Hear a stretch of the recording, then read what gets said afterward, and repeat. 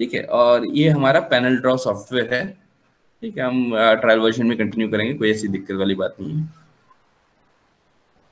सारे features almost आपके मान के चलो कि ट्रायल एंड इसमें आपके लाइसेंस वर्जन में सेम ही रहता है, तो हम लोग ट्रायल वर्जन में काम कर सकते हैं। और सबसे इम्पोर्टेंट चीज़ ये है कि इसका ट्रायल जो है वो जो मैंने आपको सेटअप शेयर किया हुआ है बहुत इनिशियल लेवल पे, उसके बेसिस पे अगर आप देखो तो वहाँ पे आप को फिर ये प्रॉब्लम नहीं आएगी कि ये एक्सपायर वगैरह करेगा, तो ये आपके पास परमानेंटली रहेगा और आप इसको कभी भी चाहो यूज़ कर सकते हो।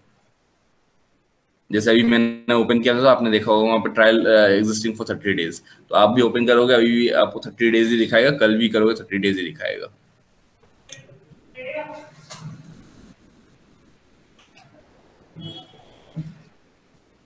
राइट, तो यहाँ पे हम लोग what we will do is that हमारे पास 7 फॉर्म्स होंगे, ऐसे 7 फॉर्म्स होंगे, जैसे आप ऊपर देख सकते हो कि यहाँ पे लिखा हुआ है फॉर्म 1। ठीक है, तो ऐसे आपके 7 फॉर्म्स होंगे और इन सातों फॉर्म्स में आप डेटा एंट्री करोगे। ठीक है, आप अपने अकॉर्डिंग डेटा फीड करोगे और फीड करने के बाद आपको क्या होगा, एक फाइनल पैनल एक्सट्रैक्ट होकर आपके पास आएगा। ठीक है, तो किस तरह से होता है, क्या कैसे अपन करते हैं उसको अपन थोड़ा सा इसमें जज करते हैं। तो सबसे पहला काम जो हमारा है वो क्या है, हमारा panel type determination. Panel type determination, तो मैंने अभी आपको 3 पैनल्स की बात की थी, तो आप देख सकते हो यहाँ पे तीनों पैनल्स यहाँ पे आपके मेंशन्ड है। ठीक है, तीनों पैनल्स आपके यहाँ पे मेंशन्ड है। अगर आप पीसीसी टाइप ऑफ पैनल अगर आप चूज कर रहे हो, मतलब कि पावर कंट्रोल सर्किट अगर आप बनाना चाह रहे हो, तो पीसीसी पैनल जो है वो मदर ऑफ ऑल पैनल्स है। ठीक है, मदर ऑफ ऑल पैनल्स है। क्यों? इसमें क्या है कि it is the basic panel जिसके अलावा, जिसके बिना आप बाकी पैनल्स को आप नहीं कंस्ट्रक्ट कर सकते हो। अगर आपके पास पीसीसी पैनल नहीं है तो आप ये चीज नहीं कह सकते कि मैं डायरेक्ट एक एमसीसी डिजाइन कर लूंगा। ठीक है, तो आपके सिस्टम में आपके पास पीसीसी पैनल होना चाहिए, तभी जाके आप वहां से मान के चलो कि एक टैपिंग करके आप अलग से एमसीसी पैनल इंस्टॉल कर सकते हो। तो PCC panel is the mother of all panels. ठीक है, and PCC panel will help you to design or to form other panels। तो इसीलिए सबसे इंपॉर्टेंट जो है हमारा पीसीसी पैनल्स है।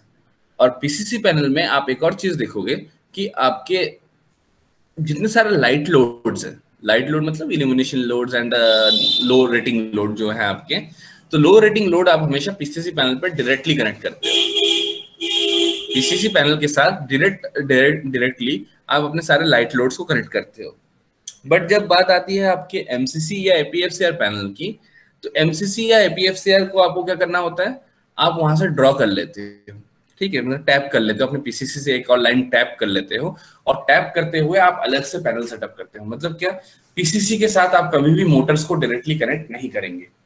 ठीक है, पीसीसी के साथ आप मोटर्स को डायरेक्टली कनेक्ट नहीं करेंगे।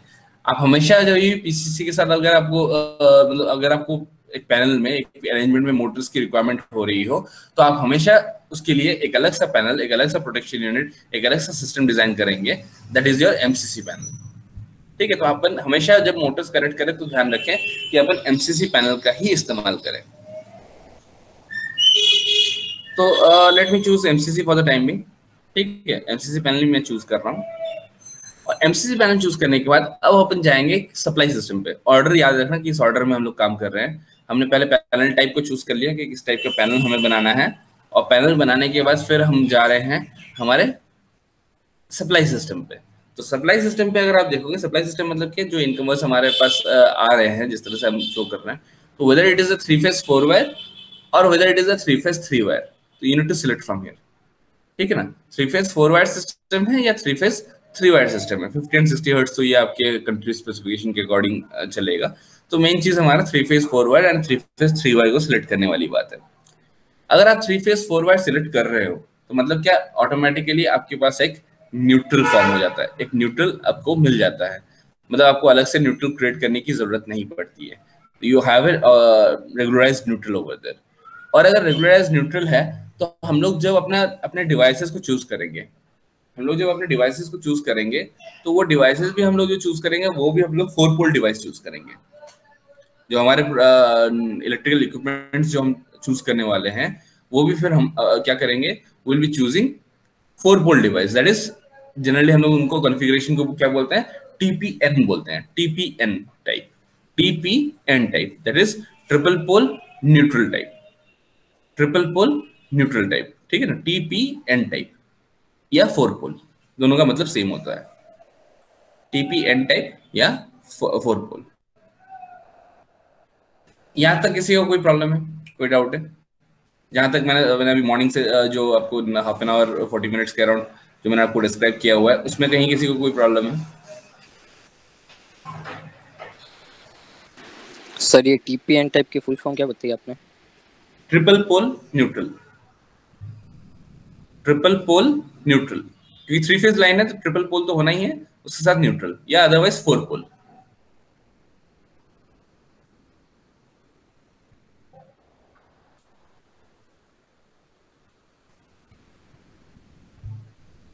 राइट, किसी को और कोई डाउट है? सर ज्यादातर कौन सा मतलब ये पैनल टाइप अपन यूज लेते हैं? देखिए ज्यादातर कौन सा टाइप के होंगे, मतलब कि आपको देखो कोई भी सिस्टम डिजाइन करोगे तो वहां पे एक पीसीसी पैनल तो होगा ही होगा, ठीक है ना। अब एमसीसी या एपीएफसी, एपीएफसी तो आप मान के चलो कि खाली इंडस्ट्रियल पर्पस में ही देखोगे आप। एमसीसी पैनल डिपेंड करता है कि आपके यूनिट में मोटर्स कनेक्टेड है या नहीं है, ठीक है, और मोटर्स है तो वो हैवी इंडक्शन मोटर्स है या नहीं है, ठीक है। अगर मान लेकिन कोई भी सिस्टम डिजाइन करोगे तो आपको एक लोकल पीसीसी, जैसे आपके घरों में भी आप देखते हो तो आपको डिस्ट्रीब्यूशन बोर्ड तो मिलेगा ही मिलेगा, ठीक है। डिस्ट्रीब्यूशन बोर्ड बिना कोई घर में कोई वायरिंग नहीं की हुई होगी, लेकिन आपके घर में हो सकता है कि आपके घर में मोटर के लिए आपने पैनल लगा रखे हो सकता है नहीं भी हो, ठीक है। आप मान के चलो कि अगर एक सिंगल स्टोरी घर में अगर आप रहते हो, ठीक है, तो आपने क्या कर रखा होगा, घर के छत पे जो टैंक लगा रखा होगा वहां पंप करने के लिए आपने एक 15 एम्पियर के स्विच से ही आपने कनेक्शन कर दिया होगा, ठीक है। और 15 एम्पियर के स्विच यूज करने का रीजन क्या है, ओनली ओनली 15 एम्पियर के स्विच यूज करने का रीजन क्या है कि आपकी जो एचपी ऑफ द मोटर है वो बहुत कम है, 0.5 एचपी का मोटर यूज कर रहे हो या 1 एचपी का मोटर यूज कर रहे हो, तो आपने जरूरत ही नहीं समझा कि वहां पे एक अलग से हमें कंट्रोल पैनल बनाना है। तो इसलिए अगर रेडीली अवेलेबल देखोगे हर एक यूनिट में, अगर आप देखोगे हर एक डिस्ट्रीब्यूशन यूनिट के अंदर जाके आपको हमेशा से ही आपको एक पर्टिकुलर टाइप ऑफ यूनिट मिलेगा, that is set to be your PCC. तो पीसीसी तो रहेगा ही रहेगा, बाकी ऑप्शनल है, बाकी एज पर रिक्वायरमेंट है,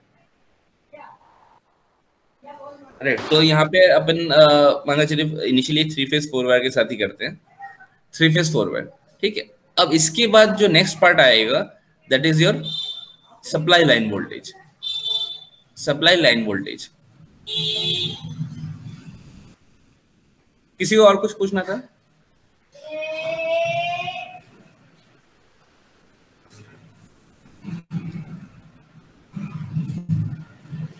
फाइन। तो सप्लाई लाइन, यहाँ पे एक हमारे पास टर्म है सप्लाई लाइन वोल्टेज, ठीक है। तो सप्लाई लाइन वोल्टेज में आप क्या दोगे कि जो सप्लाई आपको चाहिए अपने कंपोनेंट को चलाने के लिए, अपने जो आप लोड है, लोड को रन करने के लिए जो आपको सप्लाई चाहिए है, ठीक है। जैसे अगर हम बात करें एक 3 फेज इंडक्शन मोटर है, तो 3 फेज इंडक्शन मोटर को चलाने के लिए हमें क्या चाहिए होगा, 3 फेज सप्लाई ही चाहिए होगी, ठीक है। और उस 3 फेज सप्लाई की अगर हम वोल्टेज रेटिंग्स की बात करें तो हम जनरली कहते हैं कि 415 415 ले लो, 440 ले लो, उसमें कोई डिफरेंस नहीं आएगा, ठीक है। बट एवरेज में अगर आप देखोगे तो आपको क्या एक 3 फेज सप्लाई ही चाहिए होगी, और 3 फेज सप्लाई के अकॉर्डिंग उसकी जो सप्लाई वोल्टेज है आप वो वहां पे मेंशन करोगे। तो सप्लाई लाइन वोल्टेज जो आपका है, सप्लाई लाइन वोल्टेज का मतलब क्या हुआ, the voltage that is required by the load so that it can run, उसको चलने के लिए, ठीक है, जितना वोल्टेज चाहिए that is said to be your supply line voltage, ठीक है। लेकिन इसको अगर चलाना है तो हमें क्या है, कंट्रोल एक्शंस परफॉर्म करने होंगे। तो थोड़ा ध्यान से सुनिएगा, अगर इसको चलाना है हमें तो हमें कंट्रोल एक्शंस परफॉर्म करने होंगे, और ये जो कंट्रोल एक्शन परफॉर्म करने के लिए हम एक और सर्किट बना रहे हैं, हम एक सर्किट जो बना रहे हैं, ठीक है, उस सर्किट में जो सप्लाई चाहिए होगी वो क्या चाहिए होगी, it will be a single phase supply that is 240 या 220 वोल्ट, जो भी आप बोलो।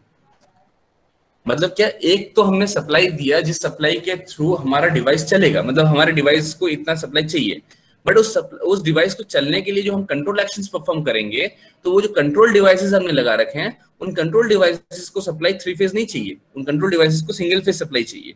इसीलिए आप देखोगे थर्ड नंबर ऑप्शन जो है हमारा, दैट इज कंट्रोल वोल्टेज। तो कंट्रोल वोल्टेज को हमने 240 लिया हुआ है।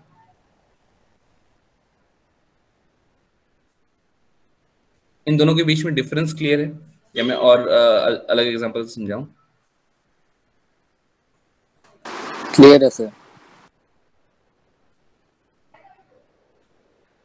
फाइन।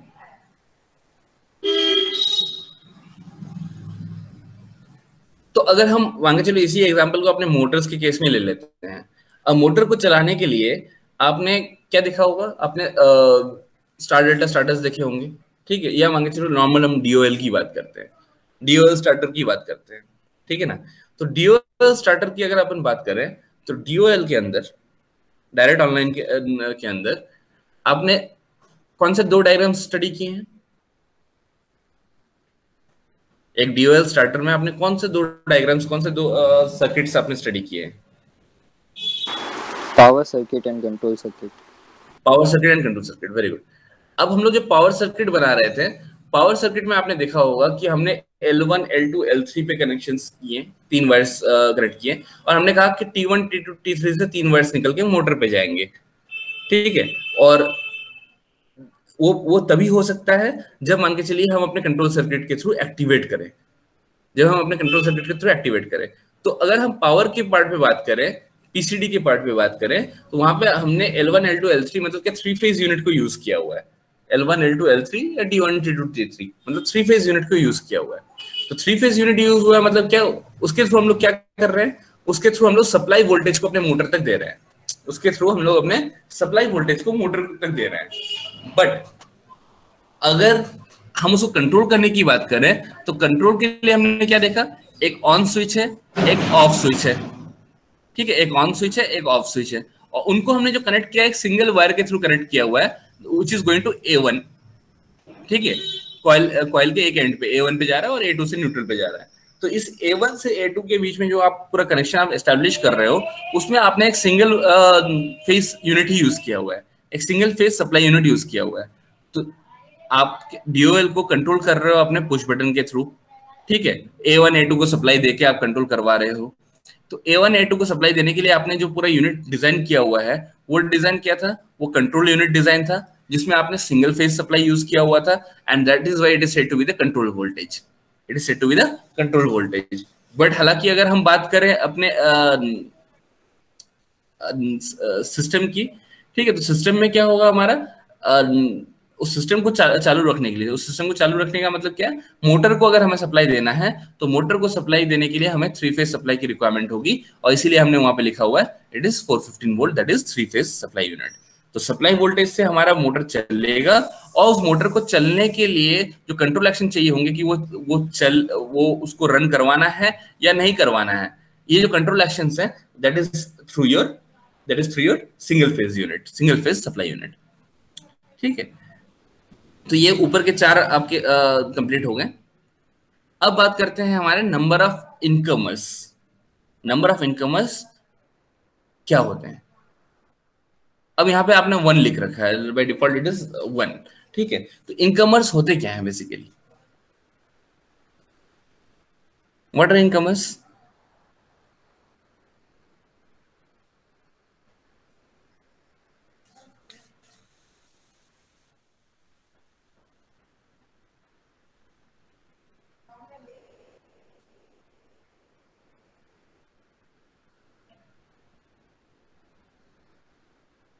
क्या है इनकमर्स? क्या है? नाम से देखो, इनकमर।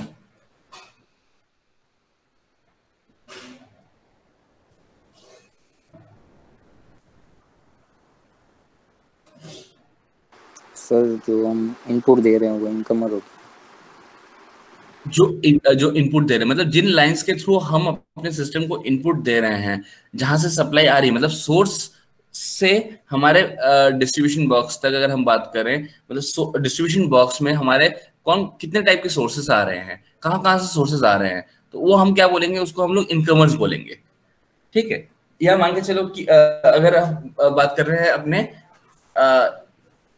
मतलब लोड को चलाने के लिए हम कहीं ना कहीं से हम सप्लाई ले रहे हैं, तो सप्लाई लेने के जो सोर्सेस अवेलेबल है ठीक है, उसको हम इनकमर बोलेंगे। तो इनकमर जब आप वर्ड यूज कर रहे हो, मतलब क्या, it is coming in, it is coming in, that means power is, what is coming in, power is coming in, power is coming in to what, into my system.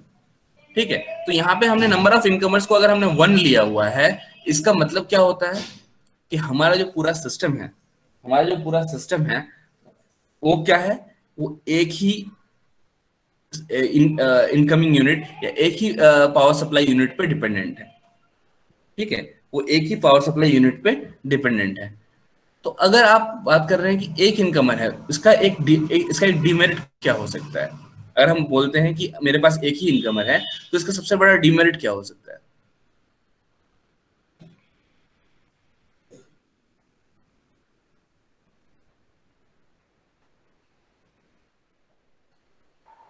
Sir अगर incomer fail हो गया तो फिर circuit काम ही नहीं करेगा, फिर पूरा सर्किट काम सिस्टम नहीं, बंद हो जाएगा। एग्जैक्टली मतलब क्या, अगर मेरा ये इनकमर ना चले तो मेरे लोड के मेरा कोई भी लोड फंक्शनल नहीं रहेगा, मेरा कोई भी लोड फंक्शनल नहीं रहेगा। तो in order to keep the loads functional, if I am having one incomer, तो I have to ensure that that incomer is always healthy। ठीक है, ऑलवेज हेल्दी। तो कई जैसे आपके घरों में भी यही चीज है कि अगर आप देखोगे तो आपके पास क्या है कि एक सिंगल फेज कनेक्शन ही आपने लिया हुआ होता है अपने घरों में।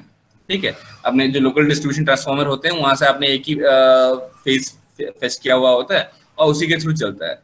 कई जगह आप क्या देखते हो कि दो दो डिस्ट्रीब्यूशन ट्रांसफार्मर्स अगर आपके आसपास आपको मिल जाते हैं अलग अलग सोर्सेज से, तो आप क्या करते हो, दोनों डिस्ट्रीब्यूशन ट्रांसफार्मर से ही आप एक एक फेज लेके रखते हो। अब कभी बार बहुत सारे घरों में देखोगे कि अच्छा अच्छा अरे यार वो फेल हो गया, इस पे चेंज कर दो। या और थोड़ा सिंपल एग्जांपल मैं आपको दे देता हूँ, जो मान के चलो कोई टाउनशिप में रहते हैं या फ्लैट्स वगैरह में इस तरह से रहते हैं, तो वहां पे कम्युनिटी के अकॉर्डिंग क्या करते हैं वो लोग कि सर नॉर्मल एसी सप्लाई आपको मिलेगी और जब एसी फेल हो जाएगा तो हम आपके लिए डीजी चला देंगे, तो हम आपके लिए डीजी चला देंगे। तो एक इनकमर आपका क्या हुआ, एसी मेंस, जो आपके इलेक्ट्रिसिटी बोर्ड से, विद्युत निगम से आपको मिल रहा है। और दूसरा जो आपका है वो क्या है, दैट इज योर जनरेटर। ठीक है, तो इन सब केसेस में आप कह सकते हो कि आपके पास दो इनकमर्स अवेलेबल है। इनकमर 1 जो मेरा है वो क्या है, एसी मेंस है, जो रेगुलर बेसिस पे चलता हुआ रहेगा। लेकिन अगर मेरा ये incomer 1 that is AC mains किसी वजह से ऑफ हो जाता हो, लोड शेडिंग हो सकता है, मेंटेनेंस हो सकता है, शटडाउन हो सकता है, ब्रेकडाउन हो सकता है, एनीथिंग, अगर मेरा उसके थ्रू मेरे को सप्लाई नहीं मिले, तो इन दैट केस मैं क्या करूंगा, मैं जनरेटर ऑन कर दूंगा।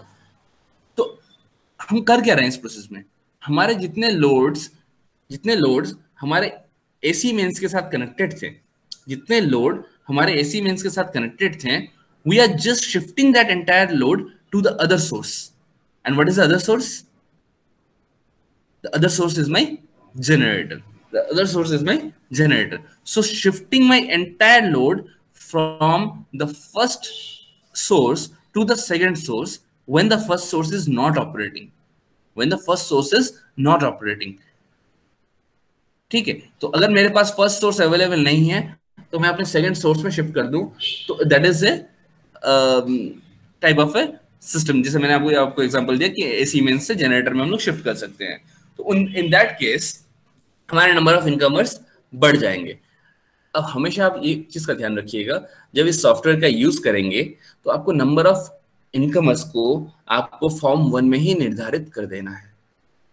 मतलब क्या, फॉर्म 1 में ही आपको नंबर ऑफ इनकमर्स को हमेशा डिटरमाइन कर देना है।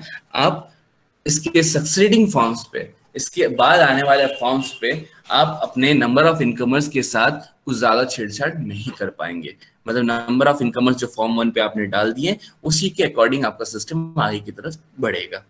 लेकिन नेक्स्ट टर्म अगर हम लोग देखते हैं, that is number of outgoing feeders. Number of outgoing feeders, outgoing feeders क्या है हमारे? अगर हम आउटगोइंग फीडर्स की बात करें, आउटगोइंग क्या होगा? इनकमिंग तो इट्स क्वाइट क्लियर कि सर जो सोर्स आ रहा है हमारे पास, तो आउटगोइंग क्या होगा फिर?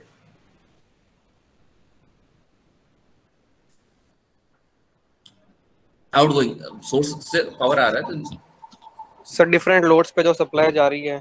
वेरी गुड, डिफरेंट लोड्स पे जो हमारी सप्लाई जा रही है। तो जो हमारे हमने कनेक्ट किया हुआ डिफरेंट फीडर्स जो कनेक्ट किए हुए हैं, ये फीडर्स हमने किस लिए कनेक्ट किए हुए? फीडर मतलब क्या, जो खिलाता है। क्या खिलाएगा? पावर खिलाएगा। पावर किसको खिलाएगा? To my load. So the different lines that I have drawn, जैसे मैंने अभी आपको मॉर्निंग में स्टार्टिंग में एग्जांपल दिया था डिस्ट्रीब्यूशन बॉक्स का, जो आपका डिस्ट्रीब्यूशन बॉक्स है, तो उस डिस्ट्रीब्यूशन बॉक्स से आप क्या कर रहे हो, अपने पावर को डिस्ट्रीब्यूट कर रहे हो। डिस्ट्रीब्यूट किस में कर रहे हो, एक एक अलग अलग लाइन में कर रहे हो। तो ये एक अलग अलग लाइन जो आप बना रहे हो उसको, वो क्या है basically, it is your feeders.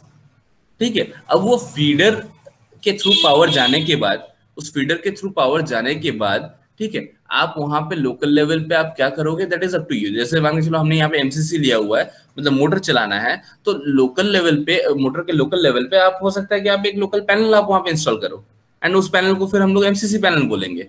But that is not my objective now, ठीक है ना। माई मेन ऑब्जेक्टिव जो है वो क्या है कि how many sources am I getting to run my load, and once the number of sources are determined, then I'll be seeing how many loads am I having connected to my system। ठीक है, यहाँ पे हम बस इतना ही देखना चाह रहे हैं कि कितने मेरे पास सोर्सेस अवेलेबल है, और नेक्स्ट पार्ट जो हमारा है वो क्या है कि हम लोग कितने लोड्स को कनेक्ट कर रहे हैं उस सोर्स के साथ। तो ये जो लोड कनेक्ट करने वाली बात है, लोड को आप यहाँ पे भी डिटरमाइन कर सकते हो। इनिशियल लेवल पे ऑब्वियसली डिटरमाइन करके डालोगे आप कि कितने सारे मेरे लोड्स हैं, बट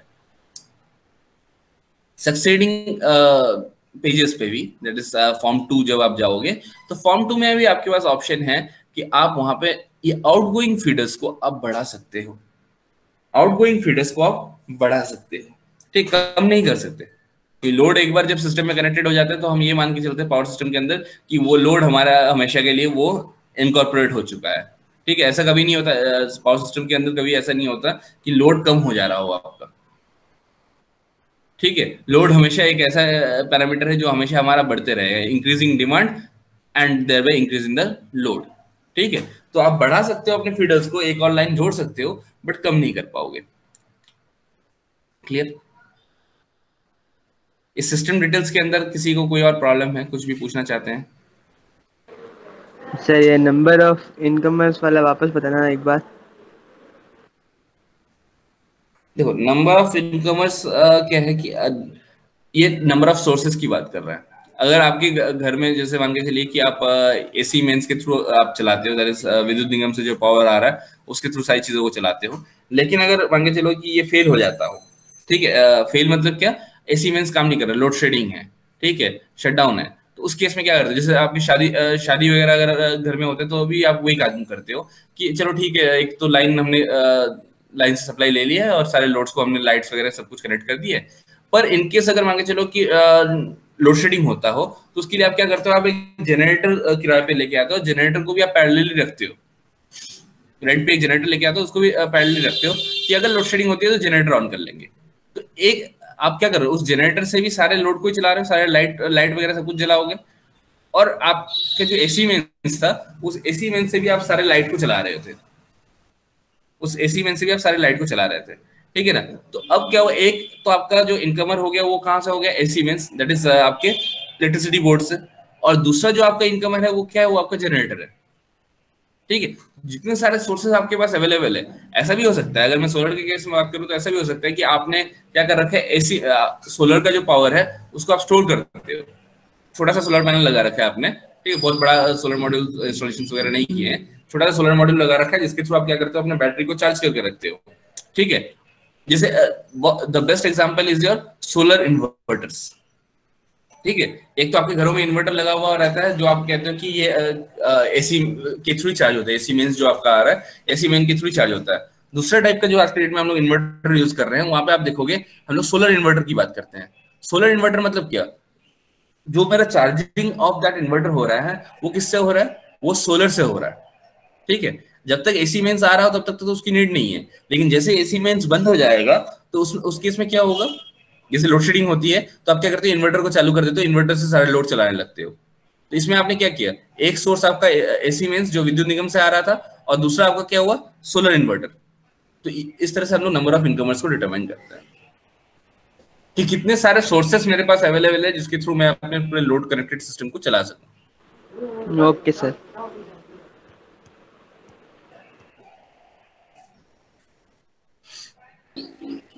हेलो सर। हाँ जी, ये सप्लाई सिस्टम है सर, ये 4 वायर 3 वायर सर, ये कैसे डिसाइड करते हैं सर? ठीक है, फोर वायर और 3 वायर सिस्टम जो है आपका है। अगर आप 3 वायर सिस्टम आप कर रहे हो, ठीक है, तो मतलब क्या है कि आप वहां पे न्यूट्रल को नहीं रख रहे हो। ठीक है, अगर आप न्यूट्रल को कंसिडरेशन में नहीं ले रहे हो तो इन दैट केस आप 3 वायर सिस्टम के लिए आप जा सकते हो। बट जनरली आप अगर एक हेल्दी सिस्टम आप डिजाइन करना चाहते हो तो वहां पे आप हमेशा एक न्यूट्रल वायर रखोगे। ठीक है, न्यूट्रल वायर बिना हम लोग जनरली कनेक्शन हम लोग नहीं बनाते हैं। हाँ, हालांकि वो हो सकता है कि हमारे लोड एंड पे आके टर्मिनेट कर दें हम, ठीक है, बट हमारे सप्लाई यूनिट में हम लोग हमेशा न्यूट्रल रखते हैं। तो एक हेल्दी सिस्टम जब भी आप बनाओगे तो वहां पे आप 3 फेज 4 वायर सिस्टम ही लोगे। न्यूट्रल बिना हम जनरली हम कनेक्शंस करने की कोशिश नहीं करते। हाँ, ट्रांसमिशन में जरूर हम लोग न्यूट्रल बिना ही करते हैं, बट डिस्ट्रीब्यूशन एंड पे जब भी बात करेंगे तो डिस्ट्रीब्यूशन एंड पे आपको हमेशा ही आप 3 फेज 4 वायर सिस्टम ही लेके चलते हैं। और सर ये 240 कंट्रोल वोल्टेज ही क्यों रखा था स्पेसिफिक एकदम? 240 नहीं रखा है, इनफैक्ट ये आप सिंगल फेज की हम इंडिकेशन कर रहे हैं वहां पे। तो आप लेना चाहो 220 ले लो, कोई दिक्कत नहीं है उसमें। मैंने वही कहा था आपको, सप्लाई वोल्टेज भी आप 440 ले लो, कोई दिक्कत नहीं। Okay sir.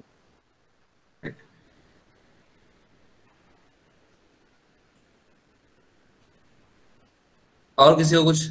सर ये आउटगोइंग फीडर्स कम क्यों नहीं कर सकते थे?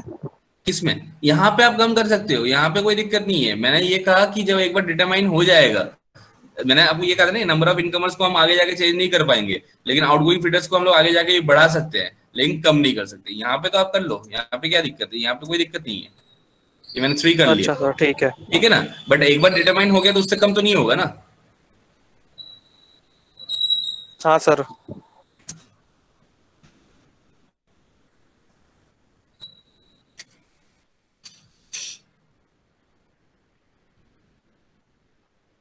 और कुछ?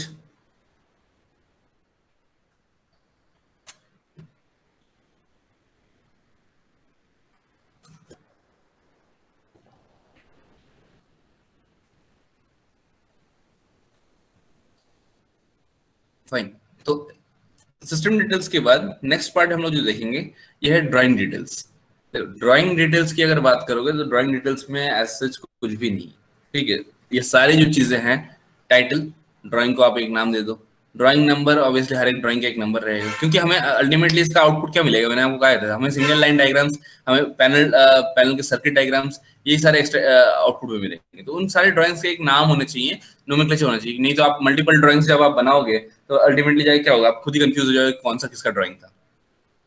ठीक है, तो इसीलिए आप वहां पे एक नोमेनक्लेचर यूज करते हो, that is title of the diagram, drawing number दे दिया आपने, ऑथर कौन बना रहा है, ठीक है, कंपनी नेम, कंपनी नेम मतलब जिस कंपनी के लिए आप काम करते हो, जिसके बिहाफ पे आप वो पैनल बना रहे हो, और दूसरा जो आया कस्टमर, मतलब जिसके लिए बना रहे हो।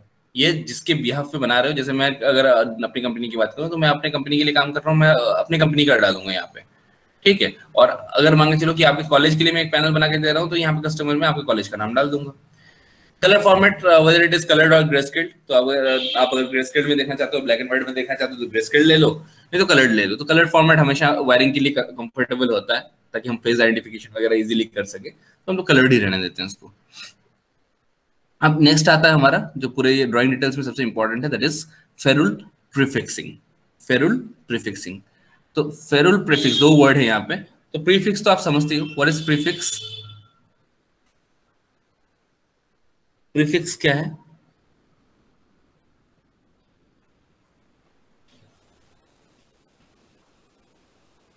प्रीफिक्स का मतलब क्या होता है?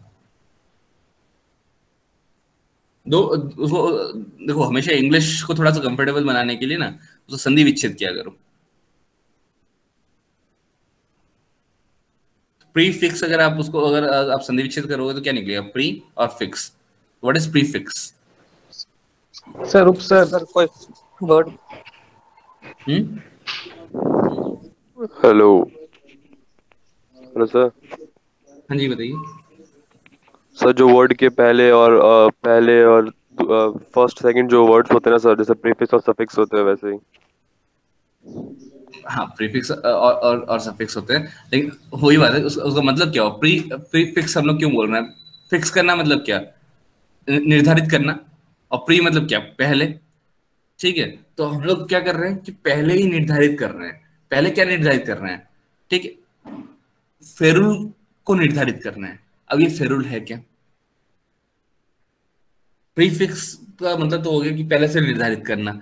लेकिन अगर हम फेरुल की बात करें तो फेरुल क्या है, ठीक है, आपके घर में जब आप वायरिंग करते हो या मतलब जो छोटा मोटा जब आप सर्किट वगैरह बनाते हो, तो आप देखो क्या करते हो, तार को आप सामने से थोड़ा छील लेते हो, कभी ब्लेड का यूज करके कभी दांत से। अब थोड़ा छील के फिर आपको जब कंडक्टर्स बाहर मिल जाते हैं, तो आप क्या करते हो, उसको दूसरे कंडक्टर के साथ आप ट्विस्ट कर देते हो और उसके ऊपर टेप मार देते हो। और हर जगह वायरिंग इसी तरह से हम देखते हैं। बट इसमें एक सबसे बड़ा डिमेरिट है। डिमेरिट क्या है, जब हम इस तरह से तार को इस तरह से थोड़ा छील लेते हैं, फिर दोनों ट्विस्ट मार देते हैं, ऊपर टेप मार देते हैं, तो डिमेरिट क्या है इसमें, क्या नुकसान है?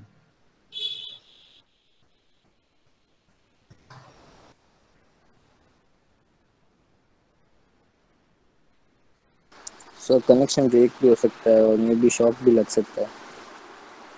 कनेक्शन ब्रेक हो सकते हैं, शॉर्ट लग सकते हैं, वेरी गुड। उससे इनके अलावा अगर एक और पार्ट देखो, तो उसमें आपका क्या मिलेगा कि जब हम मान के चलो कि इसको हम लोग अनवाइंड करेंगे, जैसे आप कई बार होता है कि तार जोड़ देते हो, फिर देखते हो अरे यार ये तो गलत जोड़ दिया, तो ये न्यूट्रल में जाना था। ठीक है, तो उसको आप फिर से वहां से डिसेगमेंट करते हो, डिसेगमेंट करके फिर से न्यूट्रल में जोड़ते हो। तो ये जो आप उसके आपने ट्विस्ट किया, ट्विस्ट करके फिर से जो आप अनट्विस्ट कर रहे हो, अनट्विस्ट कर रहे हो, फिर से जब आप घुमा के उसको सही कर रहे हो, तो उसमें क्या होता है, जब आप फिर से उसको अनट्विस्ट करते हो, तो आप देखोगे कि एक आध कंडक्टर्स, क्योंकि आपके एक सिंगल वायर के अंदर, ठीक है, अगर मैं एक सिंगल वायर की बात करूं, तो सिंगल वायर के अंदर आप देखोगे कि बहुत सारे क्या रहते हैं, स्टैंडर्ड कंडक्टर्स रहते हैं। स्टैंडर्ड कंडक्टर्स मतलब क्या, बहुत पतले पतले रेशियो से आपको बहुत सारे तार मिलते हैं उसके अंदर। ठीक है, अब ये जो वायर्स को हमने ट्विस्ट किया है आपस में और फिर से अनट्विस्ट किया है, तो कई बार आप क्या देखते हो, एक दो उसके जो रेशियो होते हैं वो टूट जाते हैं। ठीक है, एक एक दो जो स्ट्रिंग्स होते हैं उसके, एक दो जो कंडक्टर्स होते हैं वो टूट जाते हैं। अब नंबर ऑफ कंडक्टर्स अगर उसमें से टूट के कम हो जाएंगे, तो क्या इम्पैक्ट पड़ेगा, नंबर ऑफ कंडक्टर्स कम होने का क्या इम्पैक्ट पड़ेगा? So proper flow of current नहीं हो पाएगा। That means what, current carrying capacity of that conductor will reduce, क्योंकि उसका क्रॉस सेक्शनल एरिया कम हो रहा है। क्रॉस सेक्शनल एरिया जब कम हो रहा है, तो उसमें से करंट भी कम फ्लो करेगा। इसी वजह से हम लोग हमेशा इंडस्ट्री में जब वायरिंग करेंगे, तो एक चीज का ध्यान हम रखेंगे कि हमारे हर एक ये जो आप कह रहे हो ना एंड्स, जो हम लोग ये ऐसे काट काट के वायर को छिल छिल के हम लोग सिरे निकालते हैं, वो जो सिरे निकलते हैं उसके एंड पे हमेशा एक कैपिंग रहे। वो प्लास्टिक की कैपिंग हो सकती है या मेटल क्लैडिंग हो सकती है, लेकिन हम लोग उसको एक एक्सटर्नली हम लोग उसमें कैपिंग सिस्टम हम लोग इंड्यूस करके रखेंगे। ठीक है, उसमें एक कैपिंग सिस्टम हम लोग इंड्यूस करके रखेंगे। तो ये जो हम लोग कैपिंग सिस्टम इंड्यूस करके वहां पे रख रहे हैं अलग से, मतलब क्या, एक मैकेनिकल सपोर्ट दे रहे हैं, जिसकी वजह से क्या हो रहा है, कंडक्टर मेरे बाहर से मेरे को कंडक्टर्स नहीं दिख रहे हैं। ठीक है, मेरे को बस एक बाहर एक मेटल टिप मिल रहा है, मेटल टिप मतलब एक खाली एक सिंगल टिप मिल रहा है, जिस टिप को हम आगे कनेक्ट करेंगे, बट हमें एक एक सिंगल सिंगल ऐसे वायर्स देखने को नहीं मिलेंगे। तो ये जो आपने कैपिंग की है, इस कैपिंग की वजह से जो आपने अपने वायर के एंड्स को जो मैकेनिकल स्ट्रेंथ दिया हुआ है, ठीक है, वो जो कैपिंग है, उसी कैपिंग को हम लोग फेरुल बोलते हैं। उसी कैपिंग को हम लोग फेरुल बोलते हैं। मतलब क्या, a mechanical support extended to the wire ends so that it does not break. ठीक है, और इसके लिए एक दूसरा टर्म भी, जब मान के चलो कि आप कभी कभी देखते हो पूरा ही मेटल एक शीटिंग की हुई होती है उसके ऊपर, तो दूसरा टर्म जो हम लोग यूज करते हैं उसको हम लोग फेरुल की जगह पे कई बार हम लोग लग्स भी बोलते हैं। लग्स, LUGS, लग्स। तो या तो लग्स बोलेंगे, नहीं तो फेरुल बोलेंगे। अब उस फेरुल को जो आपने वहां पे, मतलब एक वायर के दो एंड्स होंगे, ठीक है, एक एंड पे भी दोनों एंड्स पे आपके फेरुल रहेंगे। तो एक एंड को आपने कनेक्ट कर दिया A पॉइंट पे, दूसरे एंड को आपने कनेक्ट किया B पॉइंट पे, लेकिन इस B पॉइंट तक जाने के रास्ते में यहाँ पे और सैकड़ों तार आ गए। ठीक है, there will be hundreds of wires in the path. ठीक है, अब मान के चलो कि कभी आपको ट्रबल शूटिंग करनी हो, तो ट्रबल शूटिंग करनी हो तो अब क्या, एक एंड आपने देखा कि अच्छा इस तार में फॉल्ट है, तो इस तार को हमें चेंज करना है।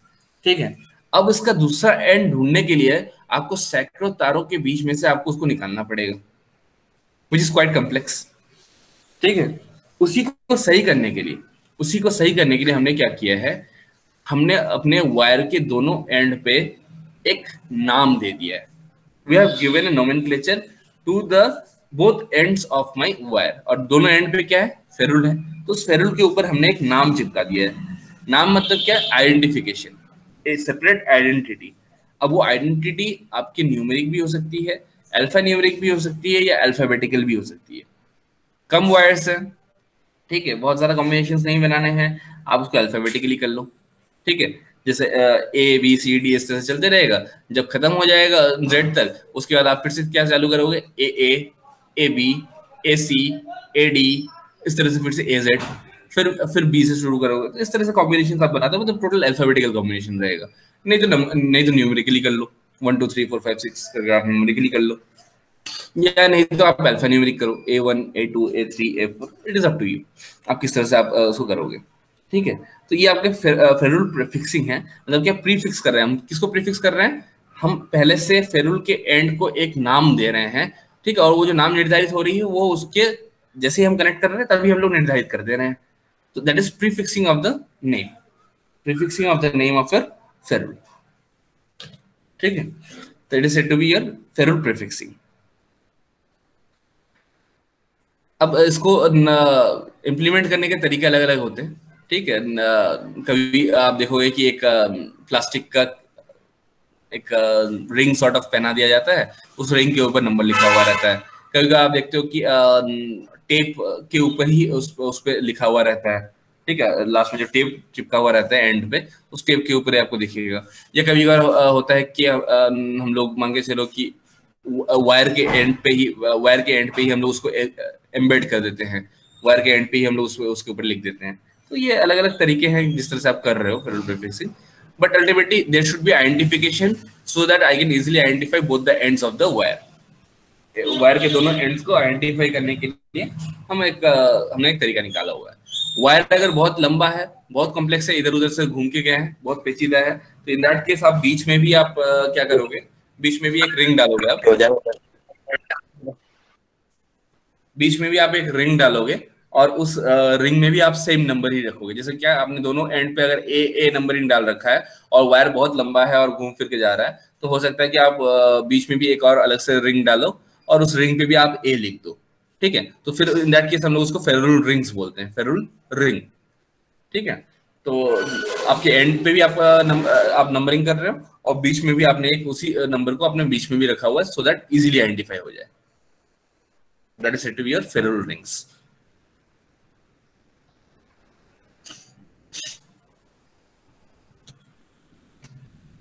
Right. Next is your component make. Component makes मतलब हम लोग डिफरेंट ब्रांड्स की बात कर रहे हैं, ठीक है, कि डिफरेंट डिवाइसेस के लिए हम लोग डिफरेंट ब्रांड्स को यूज करेंगे। अब कौन से ब्रांड के लिए हम किसको यूज करेंगे वो एक अलग बात है। कौन से ब्रांड के लिए हम मतलब कौन से डिवाइस के लिए कौन सा ब्रांड यूज कर रहे हैं, किस टाइप के हम चूज कर रहे हैं, वो सब एक अलग कंसेप्ट है। बट सबसे पहली बात क्या है कि हमें कंपोनेंट्स को देखना है।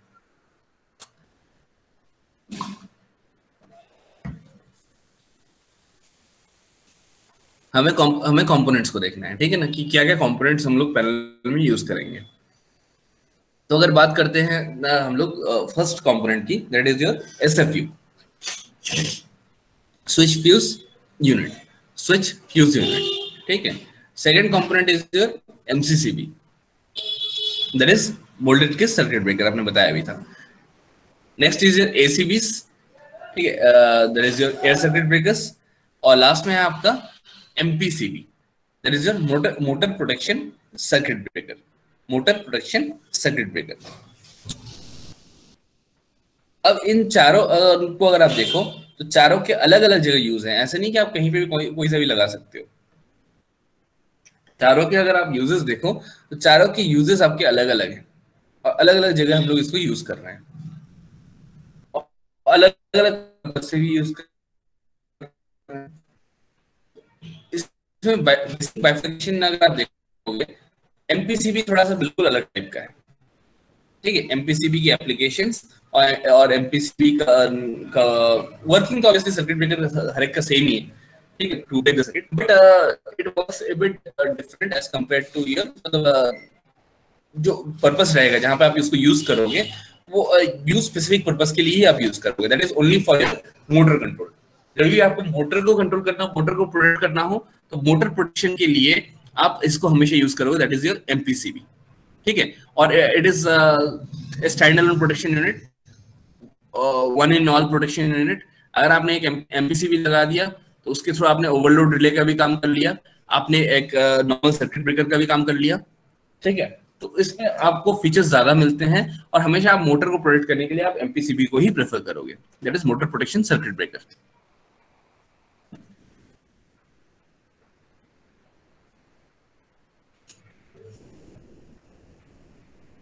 इसके अलावा जो बाकी तीन आपके हैं, दैट इज योर एसएफयू, एमसीसीबी और एसीबी।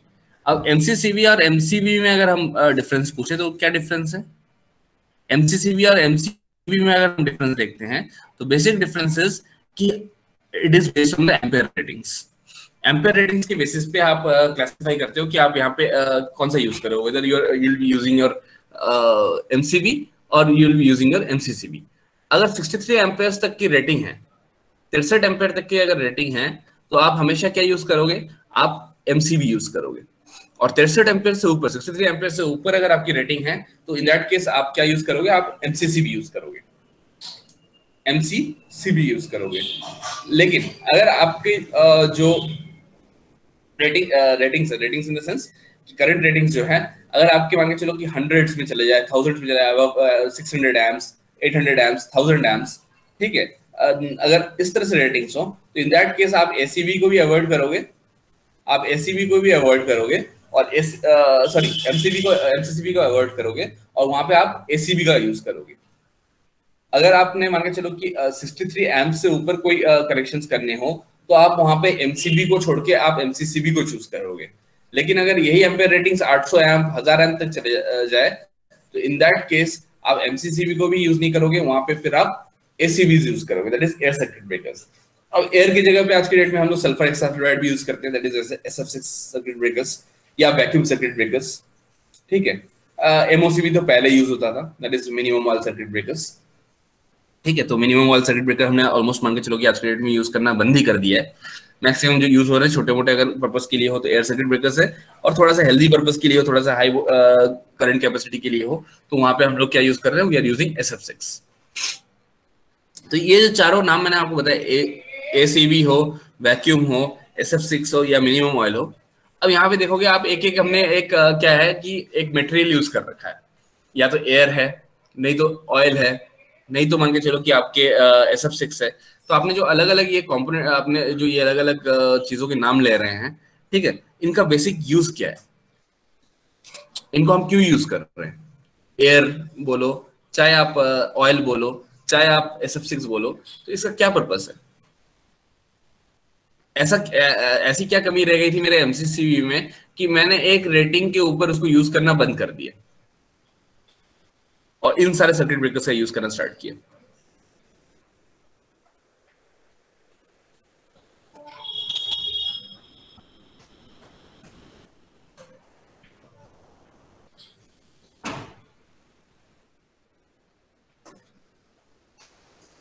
सर वो हीटिंग ज़्यादा हो जाती है तो कूलिंग पर्पस के लिए एयर या ऑयल। ओके, कूलिंग कोई गलत तो नहीं कहूंगा बिल्कुल। एफिशिएंसी, एफिशिएंसी का देखो, एफिशिएंसी का बेसिक फॉर्मूला ही होता है आउटपुट बटा इनपुट। ठीक है, एफिशिएंसी वर्ड यूज करोगे तो आउटपुट बटा इनपुट आएगा। और हम लोग बात कर रहे हैं सर्किट ब्रेकर की। एफिशिएंसी हमें हमेशा हम लोग डेड एंड लोड पे कैलकुलेट करते हैं, एफिशिएंसी ऑफ द सिस्टम, कितना उसको फीड किया और कितना वो आउटपुट दे रहा है। ठीक है, अब यहाँ पे जब हम लोग सर्किट ब्रेकर्स की बात कर रहे हैं, सर्किट ब्रेकर्स क्या है? It is just for making और ब्रेकिंग द सर्किट। तो वहां पे हम लोग एफिशिएंसी को नहीं देखेंगे, इसके लिए थोड़ा और बेटर वर्ड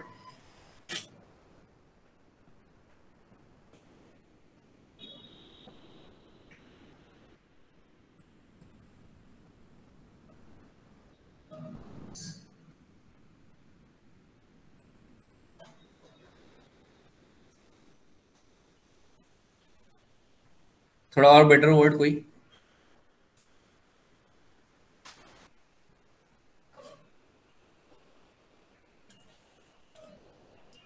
आर्किंग सुना हुआ है आप लोगों ने? Arcing,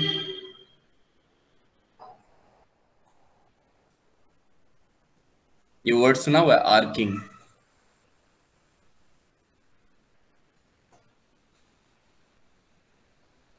no sir.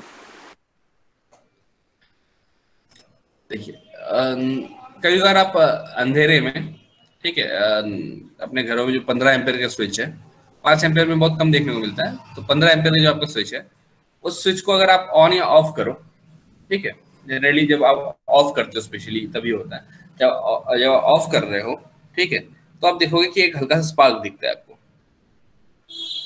ठीक है, एक बहुत माइन्यूट सा आपको एक स्पार्क दिखता है। नोटिस किया होगा आप लोगों ने सभी ने? ये स्पार्क क्यों ऑकर हो रहा है वहां पे? बहुत माइन्यूट सा स्पार्क होगा, और उसके वो अब मतलब अंधेरे में अगर आप बंद कर रहे हो तभी जनरली दिखते हैं, जब लाइट्स वगैरह जल रहे होते तो आप उतना ऑब्जर्व नहीं कर पाते हो, ठीक है, अगर कोई लूज कनेक्शन वगैरह नहीं है तो आप नहीं देख पाओगे। नॉर्मल कनेक्शंस पे अगर आप लाइट मतलब कोई अंधेरे में अगर आप स्विच को ऑपरेट कर रहे हो, ऑफ कर रहे हो, तो इन दैट केस देखोगे एक हल्का सा स्पार्क वहां से जनरेट हो रहा है, तो वो उसका रीजन क्या है?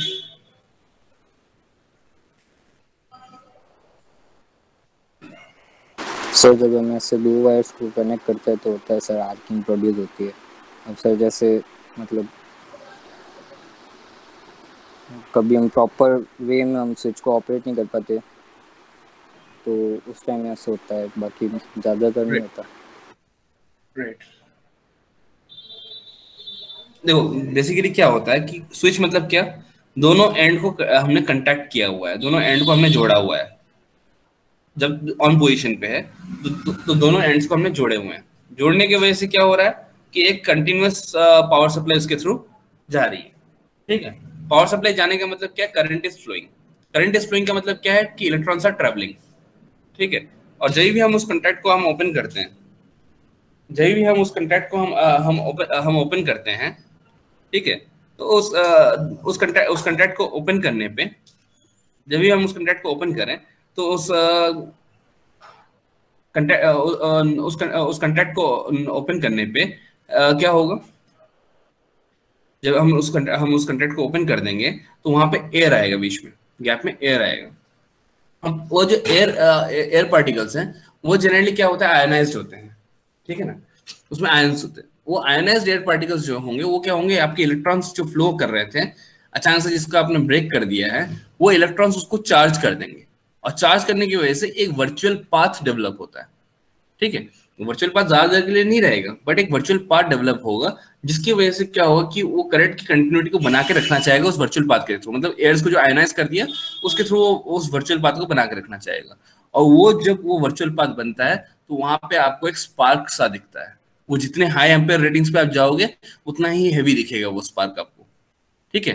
And that particular spark is said to be your arc formation. Arc formation, वो तो आर्क हमेशा कब फॉर्म होता है, जब हम मान के चलो कि एक कनेक्टेड सर्किट ब्रेकर को हम ओपन कर रहे हैं, ओपन करने पे वहां पे जो बीच के का जो पार्ट है जहां पे आप मान के चलो कि स्टेशनरी एयर है, स्टेशनरी एयर है, वो एयर क्या होगा, चार्ज हो जाएगा, एंड चार्ज होने की वजह से उसके थ्रू आपकी क्या होगा कि ट्रांसमिशन ऑफ करंट होगी, जो वर्चुअल होगी through virtual path, not through the conductor, through virtual path.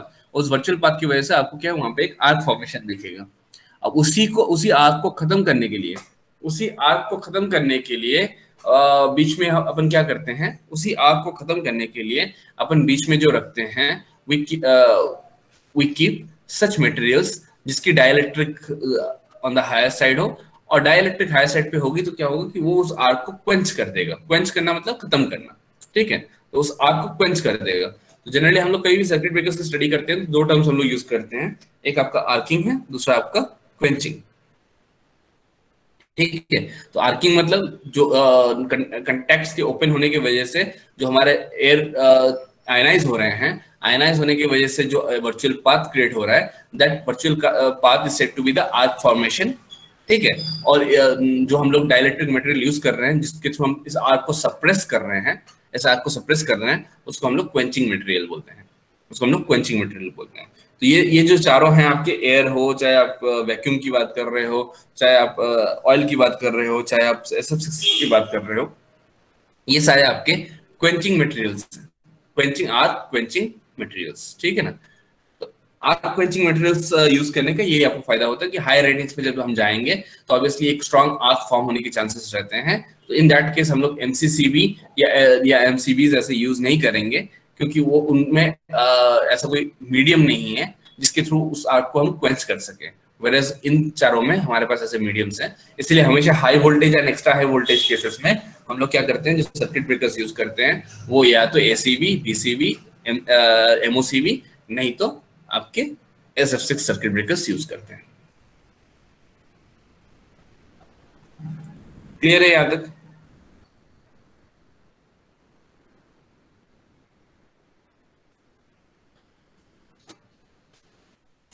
Yes sir.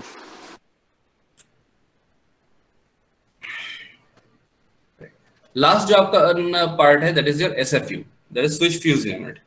Switch fuse unit में जब हम जा रहे हैं, स्विच फ्यूज यूनिट मतलब क्या होता है, फ्यूज आप लोगों ने सबने देखा होगा, ठीक है, छोटे प्लेटफॉर्म पे देखा हो चाहे बड़े प्लेटफॉर्म पे देखा हो, लेकिन फ्यूज तो जरूर देखा होगा, ठीक है। इलेक्ट्रॉनिक डिवाइस के अंदर देखा होगा, that is power electronic device के अंदर तो आपने देखा होगा कि एक ग्लास ट्यूब सा होता है, ठीक है, with metal and caps, fuse. या अगर आप थोड़े से इलेक्ट्रिकल यूनिट्स में अगर आप बात करते हो तो आपने देखा होगा एक सेरेमिक ग्रिप ब्लॉक होता है जिसके बीच में एक वायर लगा हुआ होता है। जैसे पुराने अगर आपके घर थोड़े मान के चलो कि प्रिमिटिव घरों में अगर आप बात करो, जैसे गांव के घर वगैरह है, तो वहां पे अभी भी आपको लगे हुए मिलते हैं कि एक व्हाइट कलर का एक सेरेमिक ब्लॉक होता है जिसके आगे दांत जैसे बना होता है, ग्रिप जैसा बना होता है, और उसको आप प्लग करते हो और अनप्लग करते हो, ठीक है। और उन दांतों के बीच में आप देखोगे डायगोनली एक वायर बंधा हुआ होता है, एक बहुत पतला सा वायर बंधा हुआ होता है, उसको आप लोग फ्यूज बोलते हो, ठीक है। अब मान के चलो मल्टीपल फ्यूजेस को अगर आप कनेक्ट करो, मल्टीपल फ्यूजेस को कनेक्ट करो, ठीक है, और उन मल्टीपल फ्यूजेस को ऑपरेशन के लिए आप एक सिंगल स्विच, एक सिंगल हैंडल आप लगा के रखो, जैसे ब्रेकर में हैंडल होता है बस एक हैंडल लगा के रखो कि जब मैं हैंडल को ऊपर कर दूंगा तो क्या होगा कि सारे फ्यूजेस को कनेक्शन मिलेंगे, ठीक है, और जब मैं हैंडल को नीचे करूंगा तो मेरे सारे फ्यूजेस से कनेक्शन हट जाएंगे। तो इसको हम लोग बोलते हैं स्विच फ्यूज यूनिट, ठीक है। मतलब क्या, फ्यूज तो इंडिविजुअल फीडर्स के लिए हो गए, लेकिन पूरे फीडर्स को एक साथ कंट्रोल करने के लिए मेरे पास एक सिंगल स्विच है, ठीक है। लेकिन स्विच फ्यूज यूनिट आज के डेट में प्रिमिटिव हो गए हैं, हम लोग यूज नहीं करते हैं जनरली। क्यों नहीं करते हैं? क्योंकि फ्यूज में क्या होता है, ओवर रेटिंग होते साथ, ओवर करंट रेटिंग होते साथ क्या होगा, फ्यूज वायर जो होता है वो बर्न आउट हो जाता है, वो गल जाता है, जिसकी वजह से हमें क्या करना होगा, स्विच को बंद करना होगा। स्विच को बंद करना मतलब क्या, पूरे आउटगोइंग फीडर को हम बंद कर रहे हैं और फिर जाके एक आउटगोइंग फीडर के फ्यूज को सही कर रहे हैं। तो हम ऐसा नहीं करना पसंद करेंगे, हम आज के डेट में ऐसा नहीं करना चाहेंगे। हम यही चाहेंगे कि हमारे सारे जो यूनिट्स है वो चलते रहे, एक्सेप्ट फॉर द वन जिसमें फॉल्ट आया हुआ है, एक्सेप्ट फॉर द वन जिसमें फॉल्ट आया हुआ है। एक जो सिस्टम जिसमें फॉल्ट आया हुआ है, उसके अलावा जो बाकी सारे सिस्टम्स हैं वो मेरे वैसे के वैसे चलते रहे। तो इसी वजह से हम क्या चाहेंगे कि हम लोग वहां पे SFUs यूज ना करें, उसकी जगह पे हम MCB या MCCB या जैसे भी सर्किट ब्रेकर्स हमें चाहिए हो, हम ऐसे सर्किट ब्रेकर्स यूज कर लें। तो स्विच फ्यूज यूनिट का सबसे बड़ा डिमेरिट यही है कि आप जहां पे भी इंस्टॉल करोगे, अगर एक फ्यूज बर्न आउट होता है तो आपको पूरे सिस्टम को बंद करना पड़ेगा और फिर जाके आपको उसको मेंटेन या ट्रबल शूट करना पड़ेगा। कंटैक्टर्स ऑलरेडी मैंने आपको समझाई दिए, कंटैक्टर्स में ऐसा कुछ समझाने का नहीं है। मीटर्स, अब ऑब्वियसली एनर्जी मीटर्स या वाट आपके जो एमीटर्स, वोल्ट मीटर्स, वाट मीटर्स जो भी कनेक्ट करोगे उसके लिए एक कंपनी का नाम दिया हुआ कंजर्व, ठीक है। आप चाहो उसको चेंज कर लो, आप दूसरे कोई कंपनी का नाम ले लो। पायलट डिवाइसेस, पायलट डिवाइसेस क्या होते हैं? पायलट क्या करता है, प्लेन को फ्लाई करवाता है, उड़ाता है, ठीक है ना।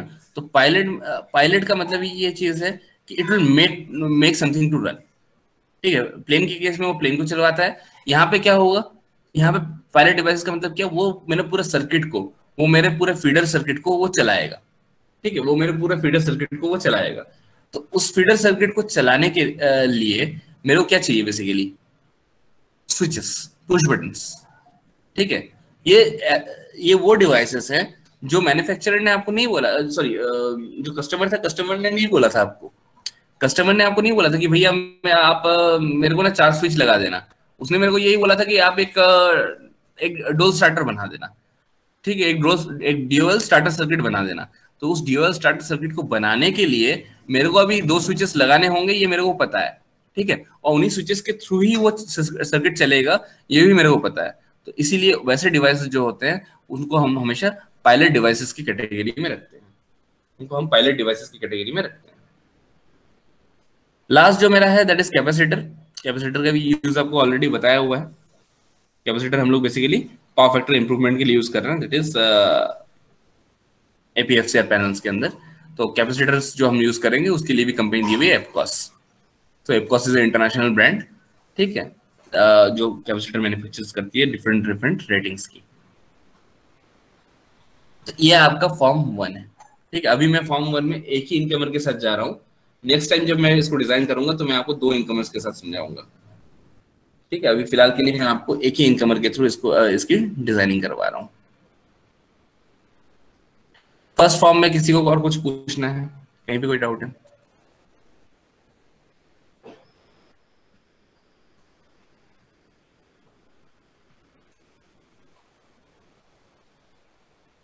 No sir.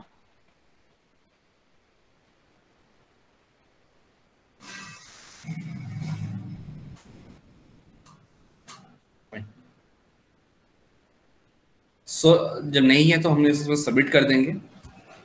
सबमिट करने के बाद अब ये हमारा फॉर्म 2 है, ये हमारा फॉर्म 2 है, ये हमारा फॉर्म 3 है।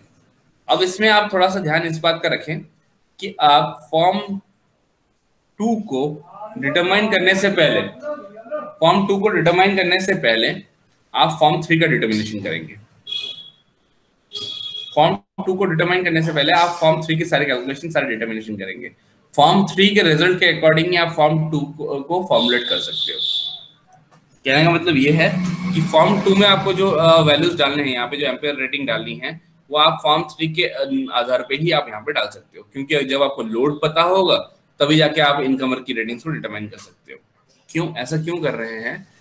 ऐसे आपके जनरली, क्योंकि आप स्टैंड अलोन सिस्टम में, हमें हमेशा अपने सोलर को माइंड में लेके चलना पीछे। तो स्टैंड अलोन सिस्टम में हमने देखा था वहां पे कि we need to define the user need first of all.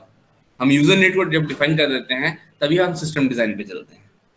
User need को डिफाइन करने के बाद ही सिस्टम डिजाइन पे चलते हैं, अगर आपको ध्यान आ तो। सेम चीज हम यहाँ पे भी करेंगे। फॉर्म 3 पे क्या दिए हुए हैं? मेरे सारे आउटगोइंग फीडर्स दिए हुए हैं। आउटगोइंग फीडर मतलब क्या? जो लोड के साथ कनेक्ट हो रहा है। तो हम अगर अपने कनेक्ट होने का मतलब क्या है? ये सारे हमारे यूजर नीड्स हैं। ये यूजर नीड्स को अगर हम पहले ही बैलेंस कर लेंगे, इनकी रेटिंग्स अगर हमारे पास रहेगी, ये अगर हमें पता रहेगा, तो इसके अकॉर्डिंग हम कैलकुलेट कर सकते हैं कि हमें इनकमर रेटिंग्स को क्या रखना है, ठीक है ना। हमें अपने इनकमर रेटिंग्स को क्या मेंटेन करके रखना है।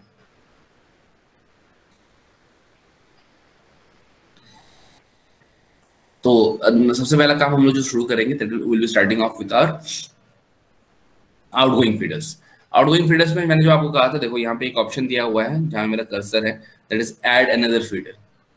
ऐड अनदर फीडर मतलब क्या? आप अपने आउटगोइंग फीडर्स के नंबर्स को तो आप बढ़ा सकते हो, ठीक है, यहाँ से आउटगोइंग फीडर्स के नंबर को बढ़ा सकते हो, बट आप अपने इनकमिंग नंबर के फीडर्स को नहीं बढ़ा पाओगे, ठीक है। जैसे मैंने यहाँ पे अगर ऐड अनदर फीडर किया, अगर ऐड अनदर फीडर किया, ठीक है, add another feeder के, तो उसके according we can easily go for add another feeder। अगर अपन करते हैं तो we can easily add another feeder over here, incoming feeders over here।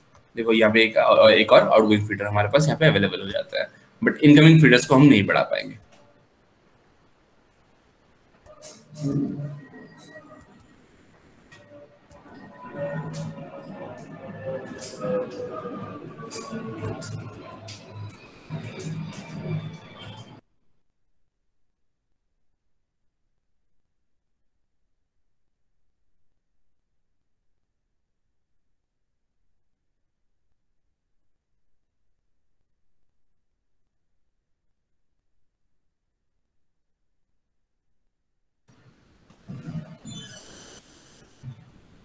Fine.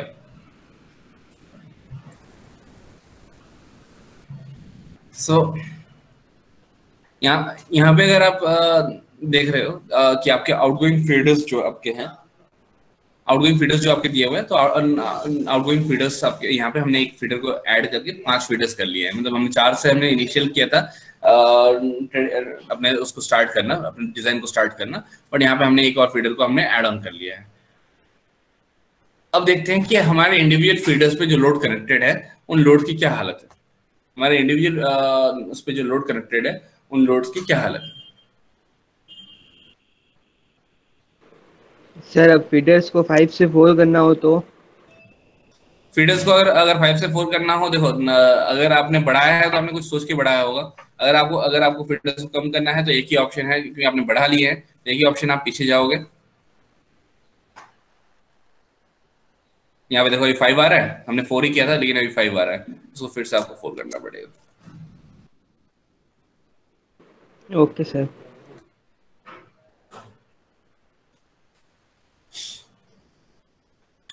अब हम लोग यहाँ पे क्या है कि जो हमारे फीडर्स कनेक्टेड है, पहले तो इन फीडर्स को डिटरमाइन करेंगे कि ये फीडर के टाइप क्या है, ठीक है ना। इन फीडर्स में स्टार्टर टाइप क्या है, क्योंकि हम क्या डिजाइन कर रहे हैं, हम लोग यहाँ पे एमसीसी डिजाइन कर रहे हैं, that is motor control circuit design कर रहे हैं। तो मोटर कंट्रोल सर्किट अगर डिजाइन हो रहा हो, ठीक है, तो मोटर कंट्रोल एमसीसी अगर डिजाइन हो रहे हो तो एमसीसी में आपको हमेशा ही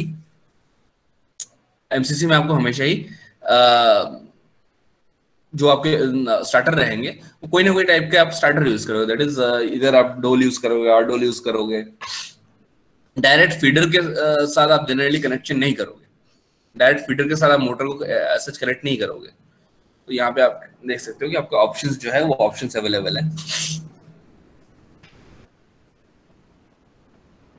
वो ऑप्शंस अवेलेबल है, ठीक है। यहाँ से आप different types of starter choose कर सकते हो। तो आप यहाँ से कोई सा भी स्टार्टर चूज कर लो।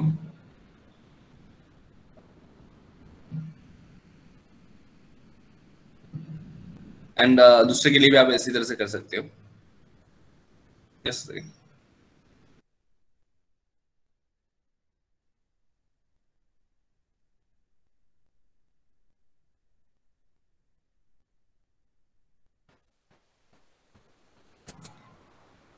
तो आपके यहाँ पे डोल, नेक्स्ट में अगर आप चाहो तो आप आरडोल ले लो। मैं अलग अलग ले रहा हूँ इस वजह से, ताकि क्या है कि जब मैं आपको वायरिंग समझाऊं इसके तो it will be easier for you. Star delta और हीटर डोल अलग से कुछ नहीं होता है। जब भी आप वहां पे मान के चलो कि कोई हैवी हीटर कनेक्शंस करते हो तो उसके लिए आपको क्या है कि heavy it is a heavy inductive unit, heaters जो आपके होते हैं कि कॉइलिंग होती है हीटर में, तो उसकी वजह से आप अलग से यूज करते हो उसको, ठीक है। एंड दैट इज वाई वैसे जो आप उस टाइप के जो आप मान के चलो कि पैनल्स यूज कर रहे हो वहाँ पे आप हमेशा हीटर ड्यूअल का यूज करोगे। जहाँ पे भी आपको हीटर्स की नीड है उसके लिए जो आप पैनल्स डिजाइन करोगे वहाँ पे हीटर ड्यूअल की यूज करोगे। अब एक चीज जो ऑब्जर्व करने वाली बात थी, शायद आपने नोटिस किया होगा कि यहाँ पे फीडर ओनली जब मैं रखता हूँ तो ये हमसे एम्पेयर रेटिंग्स पूछता है। जब फीडर ओनली रखते हैं तो एम्पेयर रेटिंग्स पूछता है, और जब मान के चलिए कि हम लोग इसको किसी स्टार्टर के कन्वर्ट कर देते हैं तो ये हमसे किलोवाट रेटिंग्स पूछता है, ठीक है। तो हम लोग किलोवाट रेटिंग्स पूछने का रीजन क्या है, क्योंकि हम लोग मोटर्स कनेक्ट कर रहे हैं तो मोटर हमेशा हमारा क्या रहता है, हम किलोवाट या एचपी में स्पेसिफाई करते हैं, ठीक है। जब भी आप मोटर चूज करते हो आप बोलते हो मोटर कितने एचपी की है। एचपी का बोलने का मतलब ही वही है कि उसको आप कन्वर्ट कर ही सकते हो into kilowatts, that is quite easily convertible. तो हम हमेशा ही यहाँ पे क्या करेंगे, किलोवाट्स मेंशन करेंगे, किलोवाट ऑफ द मोटर, ठीक है। तो मान के चलिए कि आपने यहाँ पे मेंशन कर दिया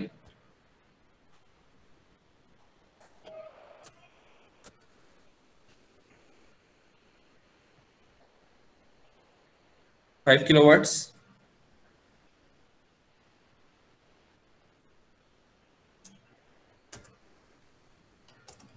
10, 20, and again 5.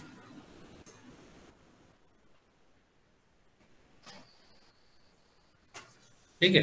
तो आपने अलग अलग आपने क्या किए कि आपने यहाँ पे मेंशन कर दिया अपने स्टार्टर्स के किलोवाट्स। तो स्टार्टर के किलोवाट मेंशन करने का मतलब ही ये हुआ कि हमने अपने मोटर के अकॉर्डिंग ही हमने इसको डिफाइन किया हुआ है। मोटर की जो रेटिंग्स है, मोटर के जो किलोवाट रेटिंग्स है उसके अकॉर्डिंग हमने यहाँ पे डिफाइन किए हुए हैं।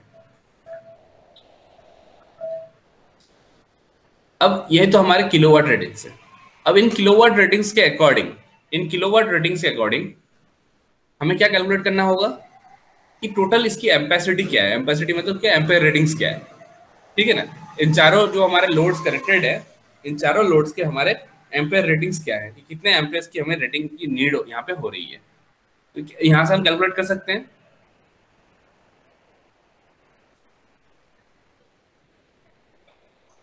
करके बताइए कोई मेरे को कि individual feeder 1, feeder 2, feeder 3 and feeder 4 के आपके एम्पेयर रेटिंग्स क्या रहेंगे।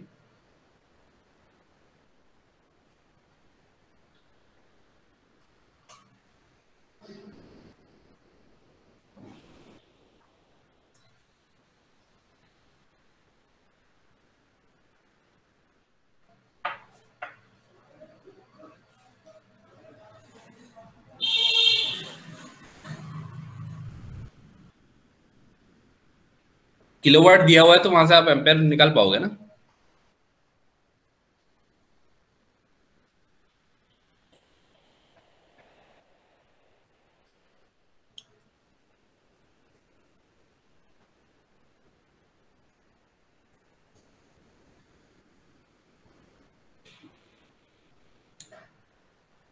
फाइव, 10, 20 के मेरे को किलोवाट रेटिंग्स दिए हुए हैं, तो वहां से मेरे को अपने एम्पेयर रेटिंग्स निकालनी है।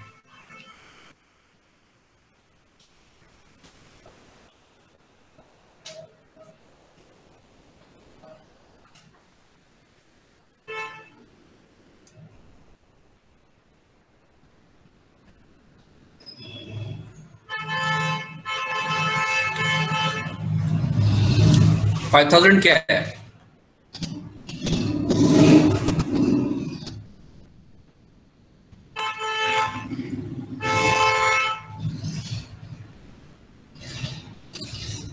बेटा वो किलोवाट है, तो क्या आप तो क्या कर रहे हो, डायरेक्ट किलोवाट को आप वाट्स में कन्वर्ट कर दे रहे हो। 5 किलोवाट था उसको आपने 5000 लिख दिया, तो आपने वाट में कन्वर्ट कर दिया। 10 किलोवाट था उसको आपने 10,000 कर दिया, तो आपने 10,000 वाट्स में कन्वर्ट कर दिया।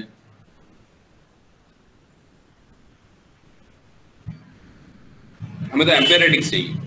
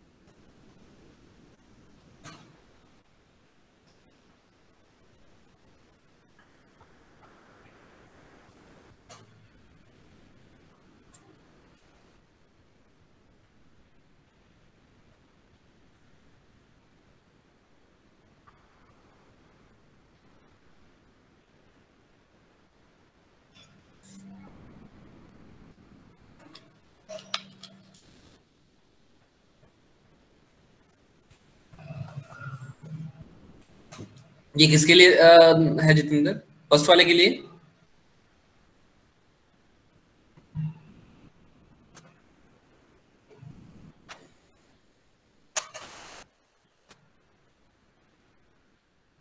कहां से डिटरमाइन किया।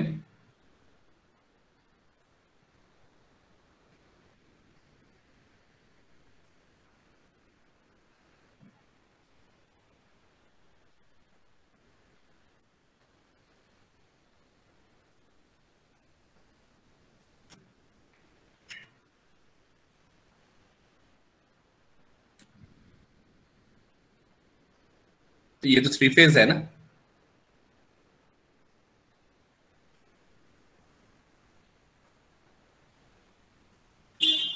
इसे ये थ्री फेज है ना।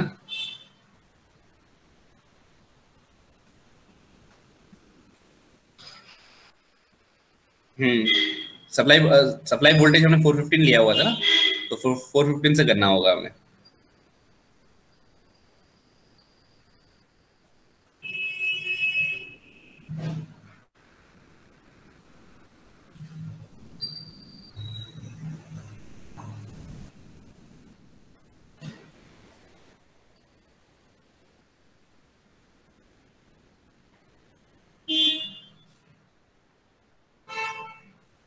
रूट 3 कर रहे हो या डायरेक्ट कर रहे हो?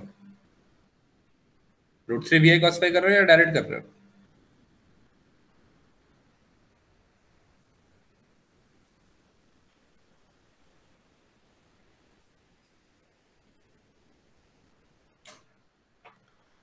फॉर्मूला क्या होगा अगर हम इसकी बात करें?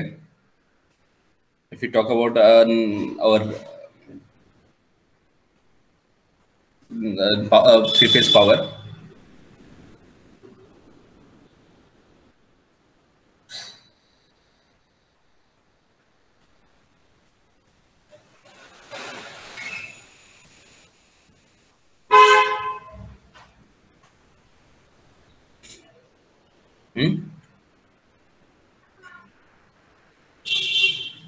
बट वही तो पूछ रहा हूँ, निकाल तो रहे हो आप लोग वैल्यूज, बट फॉर्मूला क्या है? P is equal to three phase corrections है, P is equal to VI, ठीक है नॉर्मल का, आपको सिंगल फेज में आप P is equal to VI करके आप कर रहे हो, ठीक है। बट जब थ्री फेज कनेक्शंस में जा रहे हो तो थ्री फेज कनेक्शंस में रूट 3 VI cos phi नहीं करोगे? cos phi को एक बार चलो ठीक है मैंने नेगलेक्ट भी कर दिया,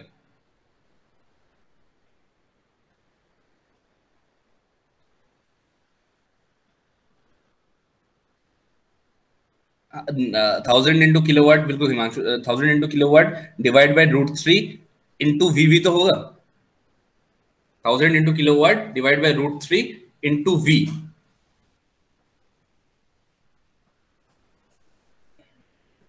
एक बार मेरे को ही निकालना पड़ेगा, चलो।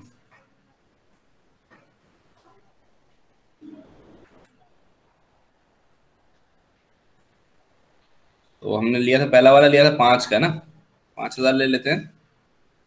5000 डिवाइड बाई 1.732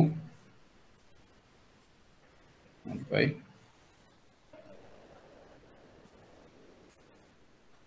415।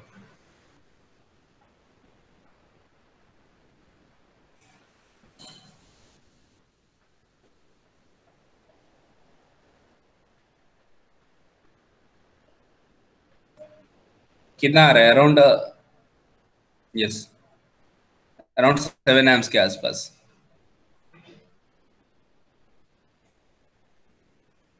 क्योंकि इसको हम डिवाइड करेंगे, डिवाइड बाई 0.8 अगर रखते हैं, वही अराउंड 8.69 आएगा आपका।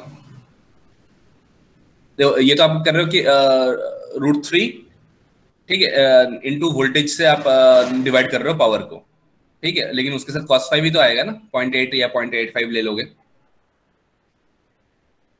ठीक है। तो इट इज अराउंड 8.7 के आसपास आपका आ रहा है,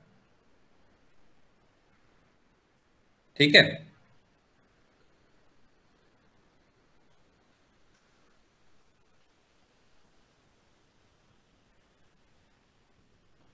राइट, अब इसी को अगर हम 5 को अगर 10 कर देंगे, बाकी सारी चीजें तो सेम रहेंगी। पावर फैक्टर 0.8 लेके चलो, कोई दिक्कत नहीं है। ऐसे मैंने आपको एज एजम्पशन मैंने 0.8 बोला हुआ, 0.8 या 0.85 चलेगा।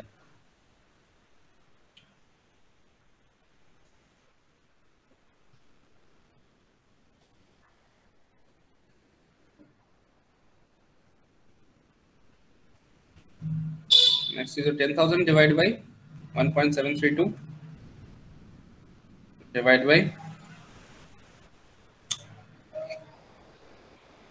415।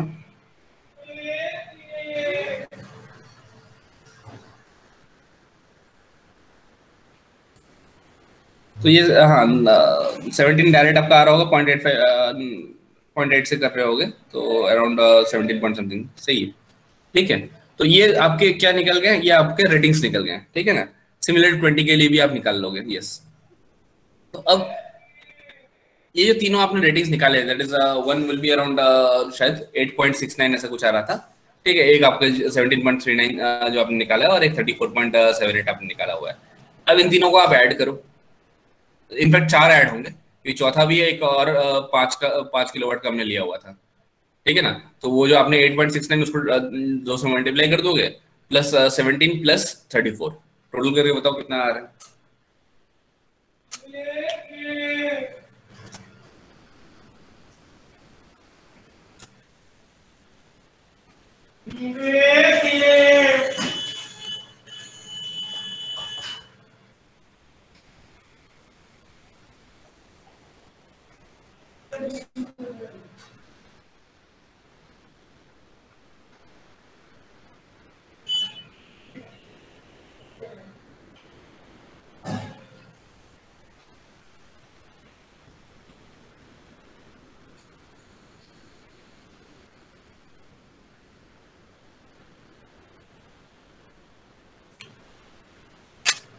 समवेयर अराउंड 69.55 अगर मैं गलत नहीं हूं तो। चारों फीडर्स के रेटिंग्स को ऐड करना है, बस इतना ही काम है। कितना आ रहा है?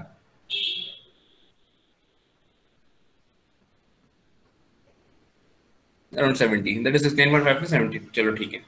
अब आपका 70 एम्प्स जो आपका है, ये 70 एम्प्स क्या है आपका? 70 एम्प्स आपका रेटेड करंट है चारों फीडर्स के मिला के, ठीक है। और ये जो चारों फीडर्स के मिला के आपने रेटेड करंट निकाले हुए हैं, ये जस्ट एग्जैक्ट है, ठीक है। वो 69.56 बोलो 70 बोलो, ये एग्जैक्ट करंट वैल्यू आप दे रहे हो। तो हमेशा हम सिस्टम में कुछ ना कुछ टॉलरेंस रखने की कोशिश करते ही, ठीक है ना। कुछ ना कुछ हम क्या करेंगे, उसमें टॉलरेंस रखेंगे, और उस टॉलरेंस के लिए हम क्या करेंगे, मल्टीप्लिकेशन फैक्टर यूज करेंगे। दैट इज जो भी आपने वैल्यू निकाला हुआ है, जो भी आपने वैल्यू निकाला हुआ है, उसको आप मल्टीप्लाई करोगे 1.2 से,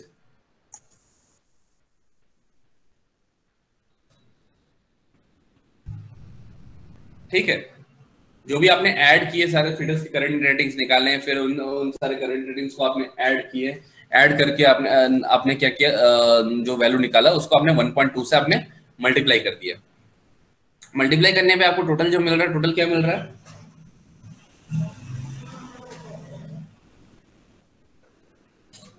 फाइन। सो अब उसी के अकॉर्डिंग 82.8 या 84, अगर 70 लोगे आप तो वो 84 हो जाएगा, और अगर 69.56 लोगे तो 82.8। अब इसी वैल्यू को अपन क्या करेंगे, अपने इनकमर में डालेंगे, ठीक है। तो मैं एवरेज दे देता हूँ नाम दोनों का, दैट इज 83 मैंने मेंशन कर दिया। तो 83 एम्प्स का मेरा इनकमर रेटिंग आ रहा है विद टॉलरेंस, और बाकी के तो मैंने यहाँ पे किलोवाट रेटिंग्स फीड कर ही रखे, जिसके अकॉर्डिंग मैंने एम्पियर रेटिंग्स निकाल लिए थे। क्लियर है क्यों हमने पहले फॉर्म 3 को किया और उसके बाद हम फॉर्म 2 पे गए? Yes sir.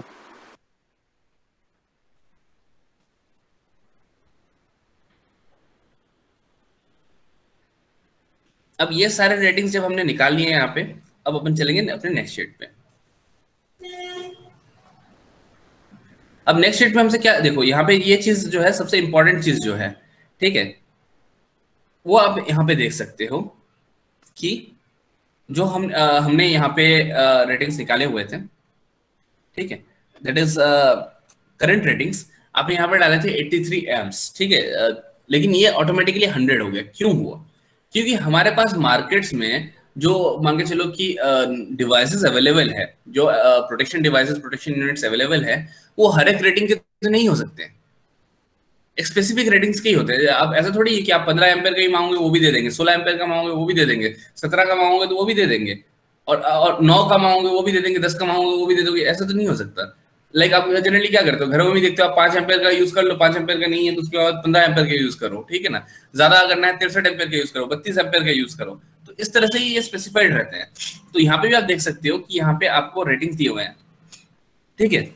अगर हम मान के चलो टॉलरेंस नहीं रखते अपने वैल्यू में, तो वो जो 78 या 74 जो भी आपने निकाला हुआ था,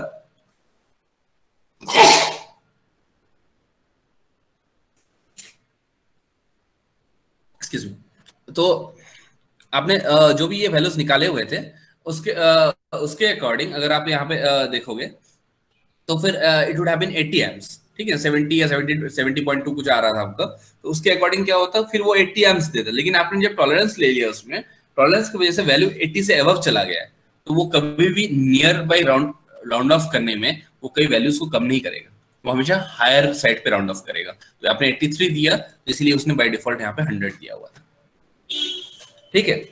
ऐसा नहीं कि 83 आ रहा है तो ये तो लमसम आसपास ही है, तो इसको अपन 80 ले लेते हैं, नहीं। आपने टॉलरेंस दिया हुआ है तो टॉलरेंस की वैल्यू से ऊपर ही वो हमेशा लेगा, नीचे कभी नहीं लेगा, रेटिंग्स का हमेशा यही चीज रहता है। तो यहाँ पे 100 एम्प्स हो गए। वायरिंग मटेरियल कॉपर यूज कर रहे हो, कॉपर। अब इनका इनकमिंग में आप केबल्स रखना चाहो, बस बार रखना चाहो, आपके ऊपर है। बस बार जनरली थोड़ा सा हायर रेटिंग्स के लिए हम लोग बस बार यूज करते हैं, फिर भी अगर आप यहाँ पे यूज करना चाहो तो आप बस बार यूज कर लो, कोई बड़ी बात नहीं। अब बात आती है इसकी, अब अगर यहाँ पे आप देखोगे आपने जो जो कैलकुलेट किए हुए हैं, फर्स्ट वाले के लिए अगर आप देखते हो डोल स्टार्टर है, इसके लिए अगर आपने देखा होगा कैलकुलेशन जो आपने किया था तो 8 पॉइंट समथिंग आ रहा था एम्पियर रेटिंग्स, ठीक है ना, 8.69 या ऐसा कुछ आ रहा था। उसके अगेंस्ट में इन्होंने यहाँ पे 9 एम्पियर्स का इन्होंने यहाँ पे कंडक्टर रेटिंग दे दिया है, ठीक है ना, मतलब 9 एम्पियर्स तक करंट ये यहाँ पे विथस्टैंड कर पाएगा। वेरएस मेरा आरडोल जो था, ठीक है, वो क्या था, वो अराउंड उसको जो हम लोग कैलकुलेट कर रहे थे तो कितना आ रहा था, 17 पॉइंट समथिंग, ठीक है ना। तो 17 पॉइंट समथिंग के अकॉर्डिंग अगर आप देखते हो तो 17 पॉइंट समथिंग मतलब कि 17 से ज्यादा आ रहा था। तो 17 से ज्यादा अगर आ रहा था तो इन दैट केस हम कभी 17 पे उसको राउंड ऑफ नहीं करेंगे, बल्कि उससे हायर रेटिंग्स की जो रहेगी वो अवेलेबल रहेगी, उसी को लेंगे। इसलिए यहाँ पे 25 एम्प्स है, ठीक है ना, ये यहाँ पे 25 एम्प्स है। बट सबसे इंटरेस्टिंग चीज कहाँ पे आएगी, ये भी 5 एम्पेयर का ही था, सॉरी 5 किलोवाट का ही था, तो उसके अकॉर्डिंग यहाँ पे भी 9 एम्पेयर आ गए, ये भी आपके लिए सही है। सबसे इंटरेस्टिंग है कि बॉस इसकी रेटिंग डबल हो गई है, 10 किलोवाट की जगह यहाँ पे 20 किलोवाट हो गया है, बट सर कंडक्टर रेटिंग यहाँ पे भी 25 एम्प्स ही रह रहे हैं। Why is it happening so? इसके पीछे रीजन क्या है? जब भी आप स्टार डेल्टा में कंडक्टर को यूज करोगे, देखो नॉर्मली जब आपने कैलकुलेट किया था तो करंट रेटिंग्स क्या आ रहे थे इसके, 38 आई सपोज, 34 ना, वो 34 35 के आसपास आ रहे थे, ठीक है। जब आपने नॉर्मली कैलकुलेट किया था तो इट वाज समवेयर अराउंड 34.78 34.78 तो ये राउंड फिगर में 35 कह सकते हैं, ये 35 के अराउंड आ रहा था। बट जब ये कब था, जब हम लोग नॉर्मल डोल स्टार्टर के अगेंस्ट में हम लोग कैलकुलेशन कर रहे थे। जब भी ये स्टार डेल्टा में आप कंडक्टर्स को चूज करोगे तो इसका सबसे बड़ा फायदा ये क्या मिलता है कि आप इसकी रेटिंग्स को सीधे 58% पे निकाल सकते हो। मतलब जो आप कैलकुलेट कर लोगे, जो नॉर्मल रेटिंग निकलेगा, जैसे हमने कैलकुलेट किया था फॉर्मूला के अकॉर्डिंग, और नॉर्मल रेटिंग हमारा जो निकल रहा था वो 35 एम्पेयर्स का निकल रहा था, ठीक है। उस 35 एम्पेयर्स के 58% को आप सीधे सीधे ले सकते हो। तो 35 एम्पेयर का 58% क्या आएगा,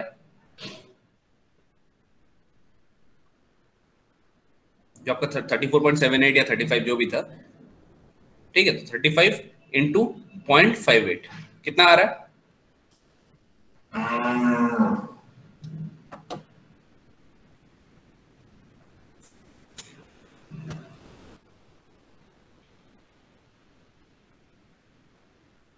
ट्वेंटी पॉइंट। तो ये जो आपको वैल्यूज मिल रहे हैं तो 20.3 अगेन उसको अगर आप राउंड ऑफ में देखोगे तो 17 एम्पेयर के बाद तो आपके पास अवेलेबल डायरेक्ट 25 एम्पेयर ही है ना। तो 20 इज ऑब्वियसली लार्जर देन 17, इसलिए हमने यहाँ पे 25 एम्प्स लिया हुआ है। और हमेशा आपको जब भी स्टार डेल्टा का कैलकुलेशन करना हो, स्टार डेल्टा के कंडक्टर रेटिंग से कैलकुलेशन करना हो, तो आप हमेशा ऐसे ही करेंगे, नॉर्मल वे से कैलकुलेट कर लेंगे। सबसे इजीएस्ट वे में आपको बता रहा हूँ, नॉर्मल जैसे फॉर्मूला के अकॉर्डिंग कैलकुलेट करते हैं, that is √3 VI cos phi, वहां से अपन कैलकुलेट कर लेंगे करंट रेटिंग्स को। लेकिन कैलकुलेट करने के बाद फिर क्या करेंगे, सीधे उसको 0.58 से मल्टीप्लाई मारेंगे। क्लियर है ये फंडा? तो इस तरह ऐसा क्यों 0.858 से मल्टीप्लाई क्यों करते हैं? स्टार डेल्टा हम क्यों करते हैं, स्टार डेल्टा कॉन्फ़िगरेशंस यूज करने का रीजन क्या रहता है? स्टार डेल्टा यूज करने का हमारा रीजन ही क्या रहता है कि इनिशियली आप क्या कहते हो कि मैं इंडक्शन मोटर स्टार्ट करूंगा तो इनिशियल करंट जो रहेगा वो बहुत हायर साइड पे रहेगा, ठीक है। और बाद में क्या होगा कि once it reaches its full rated speed, ये नॉर्मल करंट रेटिंग्स पे ऑपरेट करने लगेगा।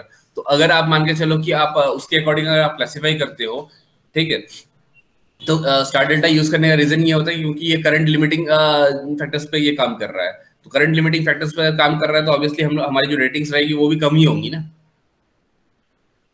स्टार डेल्टा यूज करने का फंडा ही यही है। स्टार डेल्टा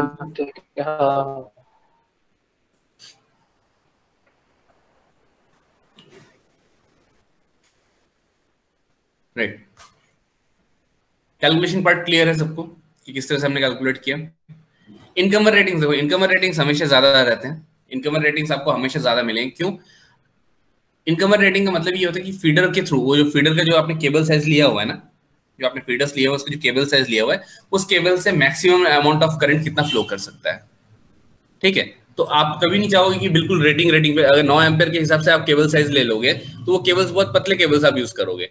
ठीक है, लेकिन कभी भी अगर थोड़ा बहुत भी ओवर करंट अगर आएगा तो आपका पूरा केबल ही बर्न आउट हो जाएगा। तो ये चीज आप कभी नहीं चाहोगे, इसलिए आप हमेशा क्या करते हो कि much above the rating, much above the rating of the conductor ratings या कंडक्टर करंट रेटिंग्स, आप अपने केबल साइजिंग को रखते हो और केबल साइजिंग के अकॉर्डिंग ही आपके ये जो इनकमर के करंट हैं, जो आपके ये फीडर करंट दिया हुआ है ना, इनकमर करंट रेटिंग्स, ठीक है ना, that is feeder current ratings basically. तो ये फीडर करंट रेटिंग्स उसी के अकॉर्डिंग डिटरमाइन होते हैं। ठीक है ना, तो फीडर करंट रेटिंग्स हमेशा आपको ज्यादा मिलेंगे as compare to normal calculations.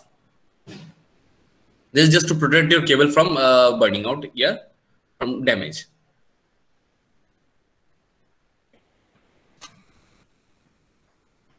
अब नेक्स्ट पार्ट बात करते हैं आपके कंट्रोल ऑपरेशंस की। ठीक है ना, कंट्रोल ऑपरेशंस। तो कंट्रोल ऑपरेशंस में क्या होगा आपके कि आप इसको कंट्रोल कैसे करोगे। ये तो चलो ठीक है, मोटर के लिए आपने बस वायरिंग बना लिया, सब कुछ बना लिया, लेकिन आप कंट्रोल कैसे करोगे इसको। एक हो सकता है कि सर मैं तो लोकल वहीं पे खड़े खड़े जैसे हम लोग घर में करते भी हैं कि सर मोटर के पास ही एक बोर्ड लगा हुआ होता है, वहीं पे जाके हम लोग स्टार्ट कर देते हैं, वहीं से स्टॉप कर देते हैं। तो ये क्या ऑपरेशन हुआ, ये आपका लोकल ऑपरेशन हुआ। ठीक है, ये आपका लोकल ऑपरेशन हुआ। लेकिन अगर हम कहते हैं कि नहीं सर हम तो चाहते हैं कि रिमोट से भी ऑन करें, जैसे आज के डेट में आपकी एसी वगैरह के साथ हो रहा है। ठीक है, एसी को आप क्या करते हो कि आप कहीं बाहर से आ रहे हो, आपके वो एक ऐड भी आता था कि बाहर से आप आ रहे हो, गर्मी में से आ रहे हो, एंड पहले से आपने अपने रिमोट से एसी को ऑन कर दिया, और IoT बेस्ड डिवाइसेस जिसको हम लोग बोलते हैं। ठीक है, तो आप कहीं से भी कंट्रोल कर सकते हो। तो ये चीज क्या हो गई, रिमोट कंट्रोल। ठीक है, तो ये आप क्या कर रहे हो, रन रिमोटली कर रहे हो, रिमोट लोकेशन से आप रन कर रहे हो। तीसरा क्या हो सकता है कि सर लोकल स्विच भी अवेलेबल है और रिमोट भी अवेलेबल है, जैसे आपके टीवी के केस में होता है। टीवी के पैनल पे भी बटन दिए होते हैं, वहां से भी आप ऑन ऑफ कर सकते हो, लेकिन आप क्या करते हो अपने बेड पे बैठे बैठे वहीं से आप ऑपरेट करते हो रिमोट के थ्रू। तो ये क्या हो गया, लोकल प्लस रिमोट हो गया। एक लास्ट ऑप्शन जो हमारे पास आता है दैट इज इंच रिमोट। तो मैंने लोकल आपको समझा दिया, रिमोट आपको पता ही है, लोकल प्लस रिमोट भी मैंने आपको एग्जांपल दे दिया। इंच रिमोट, इंच रिमोट मतलब इंचिंग, जहां पे भी हम लोग बात करते हैं इंचिंग का मतलब ये होता है जब तक हम सर्किट को क्लोज करेंगे तब तक ही वो क्लोज रहेगा, छोड़ते ही फिर से वो बैक टू इनिशियल पोजीशन आ जाएगा, बैक टू इनिशियल पोजीशन आ जाएगा। जैसे क्या होता है आपके टीवी में आप देखोगे जो आपका वॉल्यूम वाला बटन रहता है, वो वॉल्यूम वाला बटन कैसा रहता है, एक बार प्रेस किया एक लेवल वॉल्यूम बढ़ा, दो बार प्रेस किया दूसरा लेवल वॉल्यूम बढ़ा, तीन बार प्रेस किया तीसरा लेवल वॉल्यूम बढ़ा। मतलब क्या, ये नहीं कि एक बार प्रेस कर दिया तो वो वॉल्यूम बढ़ते रहेगा। वेयरएज पावर बटन क्या है, पावर को एक बार पावर बटन को प्रेस कर दिया छोड़ दिया तो वो ऑन, टीवी जो ऑन स्टेट पे वो ऑन स्टेट पे रह जाएगा। पावर बटन से अगर हमने एक बार टीवी को ऑन कर दिया तो वो ऑन स्टेट जो है ऑन स्टेट पे रह जाएगा। बट अगर आप अपने वॉल्यूम की बात करते हो तो वॉल्यूम एक बार आपने प्रेस करने पे वो वॉल्यूम बढ़ता हुआ रह जाएगा, ऐसी बात नहीं है, जितने बार प्रेस करोगे उतना ही बढ़ेगा। तो ये जो आप बार बार एक बार इनपुट दे रहे हो और एक बार ऑपरेशन हो रहा है, इसको हम लोग बोलते हैं inch remote operations. Inch remote operations मतलब रिमोट से आप क्या कर रहे हो, इंचिंग सप्लाई दे रहे हो। इंचिंग मतलब क्या, बिट बाय बिट सप्लाई देना, बिट बाय बिट सप्लाई देना। तो जितने बिट सप्लाई मिलेगी उतना ही रिस्पॉन्ड वो सिस्टम करेगा, दैट इज इंच रिमोट। ठीक है, तो ये चारों आपके क्या है, दीज आर योर ऑपरेशंस। ठीक है, तो हम हर एक के लिए एक अलग अलग ऑपरेशन चूज कर लेते हैं ताकि आपको सर्किट में वो चीज समझ में आए, जब सर्किट बनेगी तो उस चीज को आप समझ सको। यहाँ पे वायर एंड केबल्स जो है आपको चूज करना है कि वेदर इट इज बस बार। तो जनरली फीडर पे तो आप बस बार यूज नहीं करते हो, फीडर पे आप केबल से ही एक सिंगल फीडर जो है तो केबल से आप काम करवा सकते हो। मटेरियल कॉपर ही हम लोग जनरली यूज करना चाहते हैं। So this was my form 4 and form 5। अब लास्ट हमारा जो चलेंगे हम लोग फॉर्म 6 एंड फॉर्म 7 पे चलेंगे। ठीक है, तो फॉर्म 6 एंड फॉर्म 6 में क्या है कि it is totally about your mechanical specifications. ठीक है, मैकेनिकल स्पेसिफिकेशंस क्यों लेते हैं, क्या करते हैं, ये अपन बाद में समझेंगे। मैं बस आपको एक बार इंट्रो दे देता हूँ। ये हमारा मैकेनिकल स्पेसिफिकेशन है, मैं कल ये आपको एक्सप्लेन करूंगा। और फॉर्म 7 में जो आपका है वो आपके जो चारों फीडर्स है आपके, उन चारों फीडर्स पे आप क्या क्या लगा हो, लाइक कौन सा टाइप का प्रोटेक्शन डिवाइस लगा रहे हो, ये मेंशन्ड है। कौन सा टाइप का आप प्रोटेक्शन डिवाइस लगा रहे हो, ये मेंशन्ड है। ठीक है ना, कि कौन से यहाँ पे कौन से टाइप का प्रोटेक्शन डिवाइस यहाँ पे इंड्यूस कर रहे हो, कौन से टाइप का प्रोटेक्शन डिवाइस आप लगा रहे हो। ठीक है, और बाकी जो आपके हैं कि आपके ये जो मैक्सिमम करंट विथस्टैंड कैपेसिटी होती है, कि मैक्सिमम कितना करंट विथस्टैंड कर सकते हैं। जैसे क्या आप एमसीबी जो घरों में लगाते हो, आप देखना कि आप बोलते हो 15 एम्पेयर का मैंने एमसीबी लगाया हुआ है, लेकिन उस एमसीबी के ऊपर अगर आप देखोगे तो वहां पे 10,000 करके एक नंबर लिखा हुआ होता है। तो वो 10,000 बेसिकली क्या होता है कि that is the rupture capacity, that is the rupture capacity. ठीक है ना, 10,000 मतलब क्या, 10 किलो एम्स की बात कर रहे हैं हम लोग, 10 किलो एम्स, तो वो रप्चर कैपेसिटी है। रप्चर कैपेसिटी का मतलब क्या है कि अगर मान के चलिए कि इससे ज्यादा करंट, 10 किलो एम्प से ज्यादा करंट किसी वजह से फ्लो कर जाए, तो मेरा एमसीबी फिर से रिकॉइल ट्रिप तो करेगा, ट्रिप करेगा, लाइन तोड़ देगा, सब कुछ करेगा, बट दैट इज कंटिन्यूटी को ब्रेक करेगा, बट उसके बाद इसमें और रिकॉइल करने की क्षमता नहीं बचेगी, मतलब वो डैमेज हो जाएगा। तो रप्चर कैपेसिटी क्या होता है, it is the current value. Sir excuse me sir, voice break हो रही है सर आपकी। रप्चर कैपेसिटी जो है, रप्चर कैपेसिटी क्या है कि इसके ऊपर अगर आप करंट वैल्यू की बात करते हो तो करंट उस पर्टिकुलर करंट वैल्यू से ऊपर अगर कोई करंट अगर आपके सर्किट में फ्लो कर रहा है, अगर कोई पर्टिकुलर करंट वैल्यू से ऊपर करंट अगर आपके सर्किट में फ्लो करता हो, तो इन दैट केस आपकी जो सर्किट ब्रेकर है वो सर्किट ब्रेकर ब्रेक हो जाएगी और वो रिकॉइल करने की हालत में नहीं रहेगा, और like you can not make it to recoil again. तो इन सारे पार्ट्स पे हम लोग फिर से बात करेंगे कल, ये फॉर्म 6 एंड फॉर्म 7 में। बस आपको लास्ट जो एक इंफरेंस है, so this is what you will be getting at the end. ठीक है, ये एक आपको स्ट्रक्चर मिल जाएगा। ठीक है, ये एक आपको एक स्ट्रक्चर मिल जाएगा, और ये जो आपको स्ट्रक्चर मिलेगा, इसी स्ट्रक्चर के अकॉर्डिंग फिर आप क्या करोगे, आपका एक रिपोर्ट एनालाइज करोगे, एक रिपोर्ट जनरेट करोगे, जिस रिपोर्ट की हम लोग स्टडी करेंगे। यहाँ से हम लोग फिनिश करके जनरली इसको हम लोग करते हैं। तो ये आपका एक एंड रिजल्ट आपको मिल रहा है, that is a semi and result. ये एंड रिजल्ट नहीं है, खाली आपको सेमी एंड रिजल्ट है, जो आपको शो कर रहा है कि आपका पैनल का स्ट्रक्चर ऐसा रहेगा, आपके पैनल का स्ट्रक्चर ऐसा रहेगा, इसकी डायमेंशंस ये रहेंगी, ये सारी चीजें यहाँ पे ये शो कर रहा है। ठीक है, बट जब जैसे ही अपन थोड़ा सा आगे इसको और बढ़ेंगे तो देखेंगे कि हम लोग यहाँ पे एक एक पैनल के अंदर जो हमारा वायरिंग डायग्राम है, इन एक एक वायरिंग डायग्राम्स को भी हम स्टडी करेंगे। ठीक है, तो यहाँ से हमारा रिजल्ट एंड इन्फ्लुएंस स्टार्ट होता है। So will start from form 6 tomorrow. Form 7 हम लोग कवर करेंगे, एंड देयर आफ्टर हम लोग इस डायग्राम के थ्रू हम लोग अपने वायरिंग डायग्राम की तरफ बढ़ेंगे। सो होप फॉर्म 5 तक आपको कोई दिक्कत नहीं होनी चाहिए। फिर भी एक बार आप लोग देख लीजिएगा कि फॉर्म 5 तक मैंने आपको पूरा एक्सप्लेन कर दिया है। इसमें अगर आपको कुछ डाउट रहता है तो अपन कल एक बार उसको पूछते हुए फिर आगे की तरफ बढ़ सकते हैं।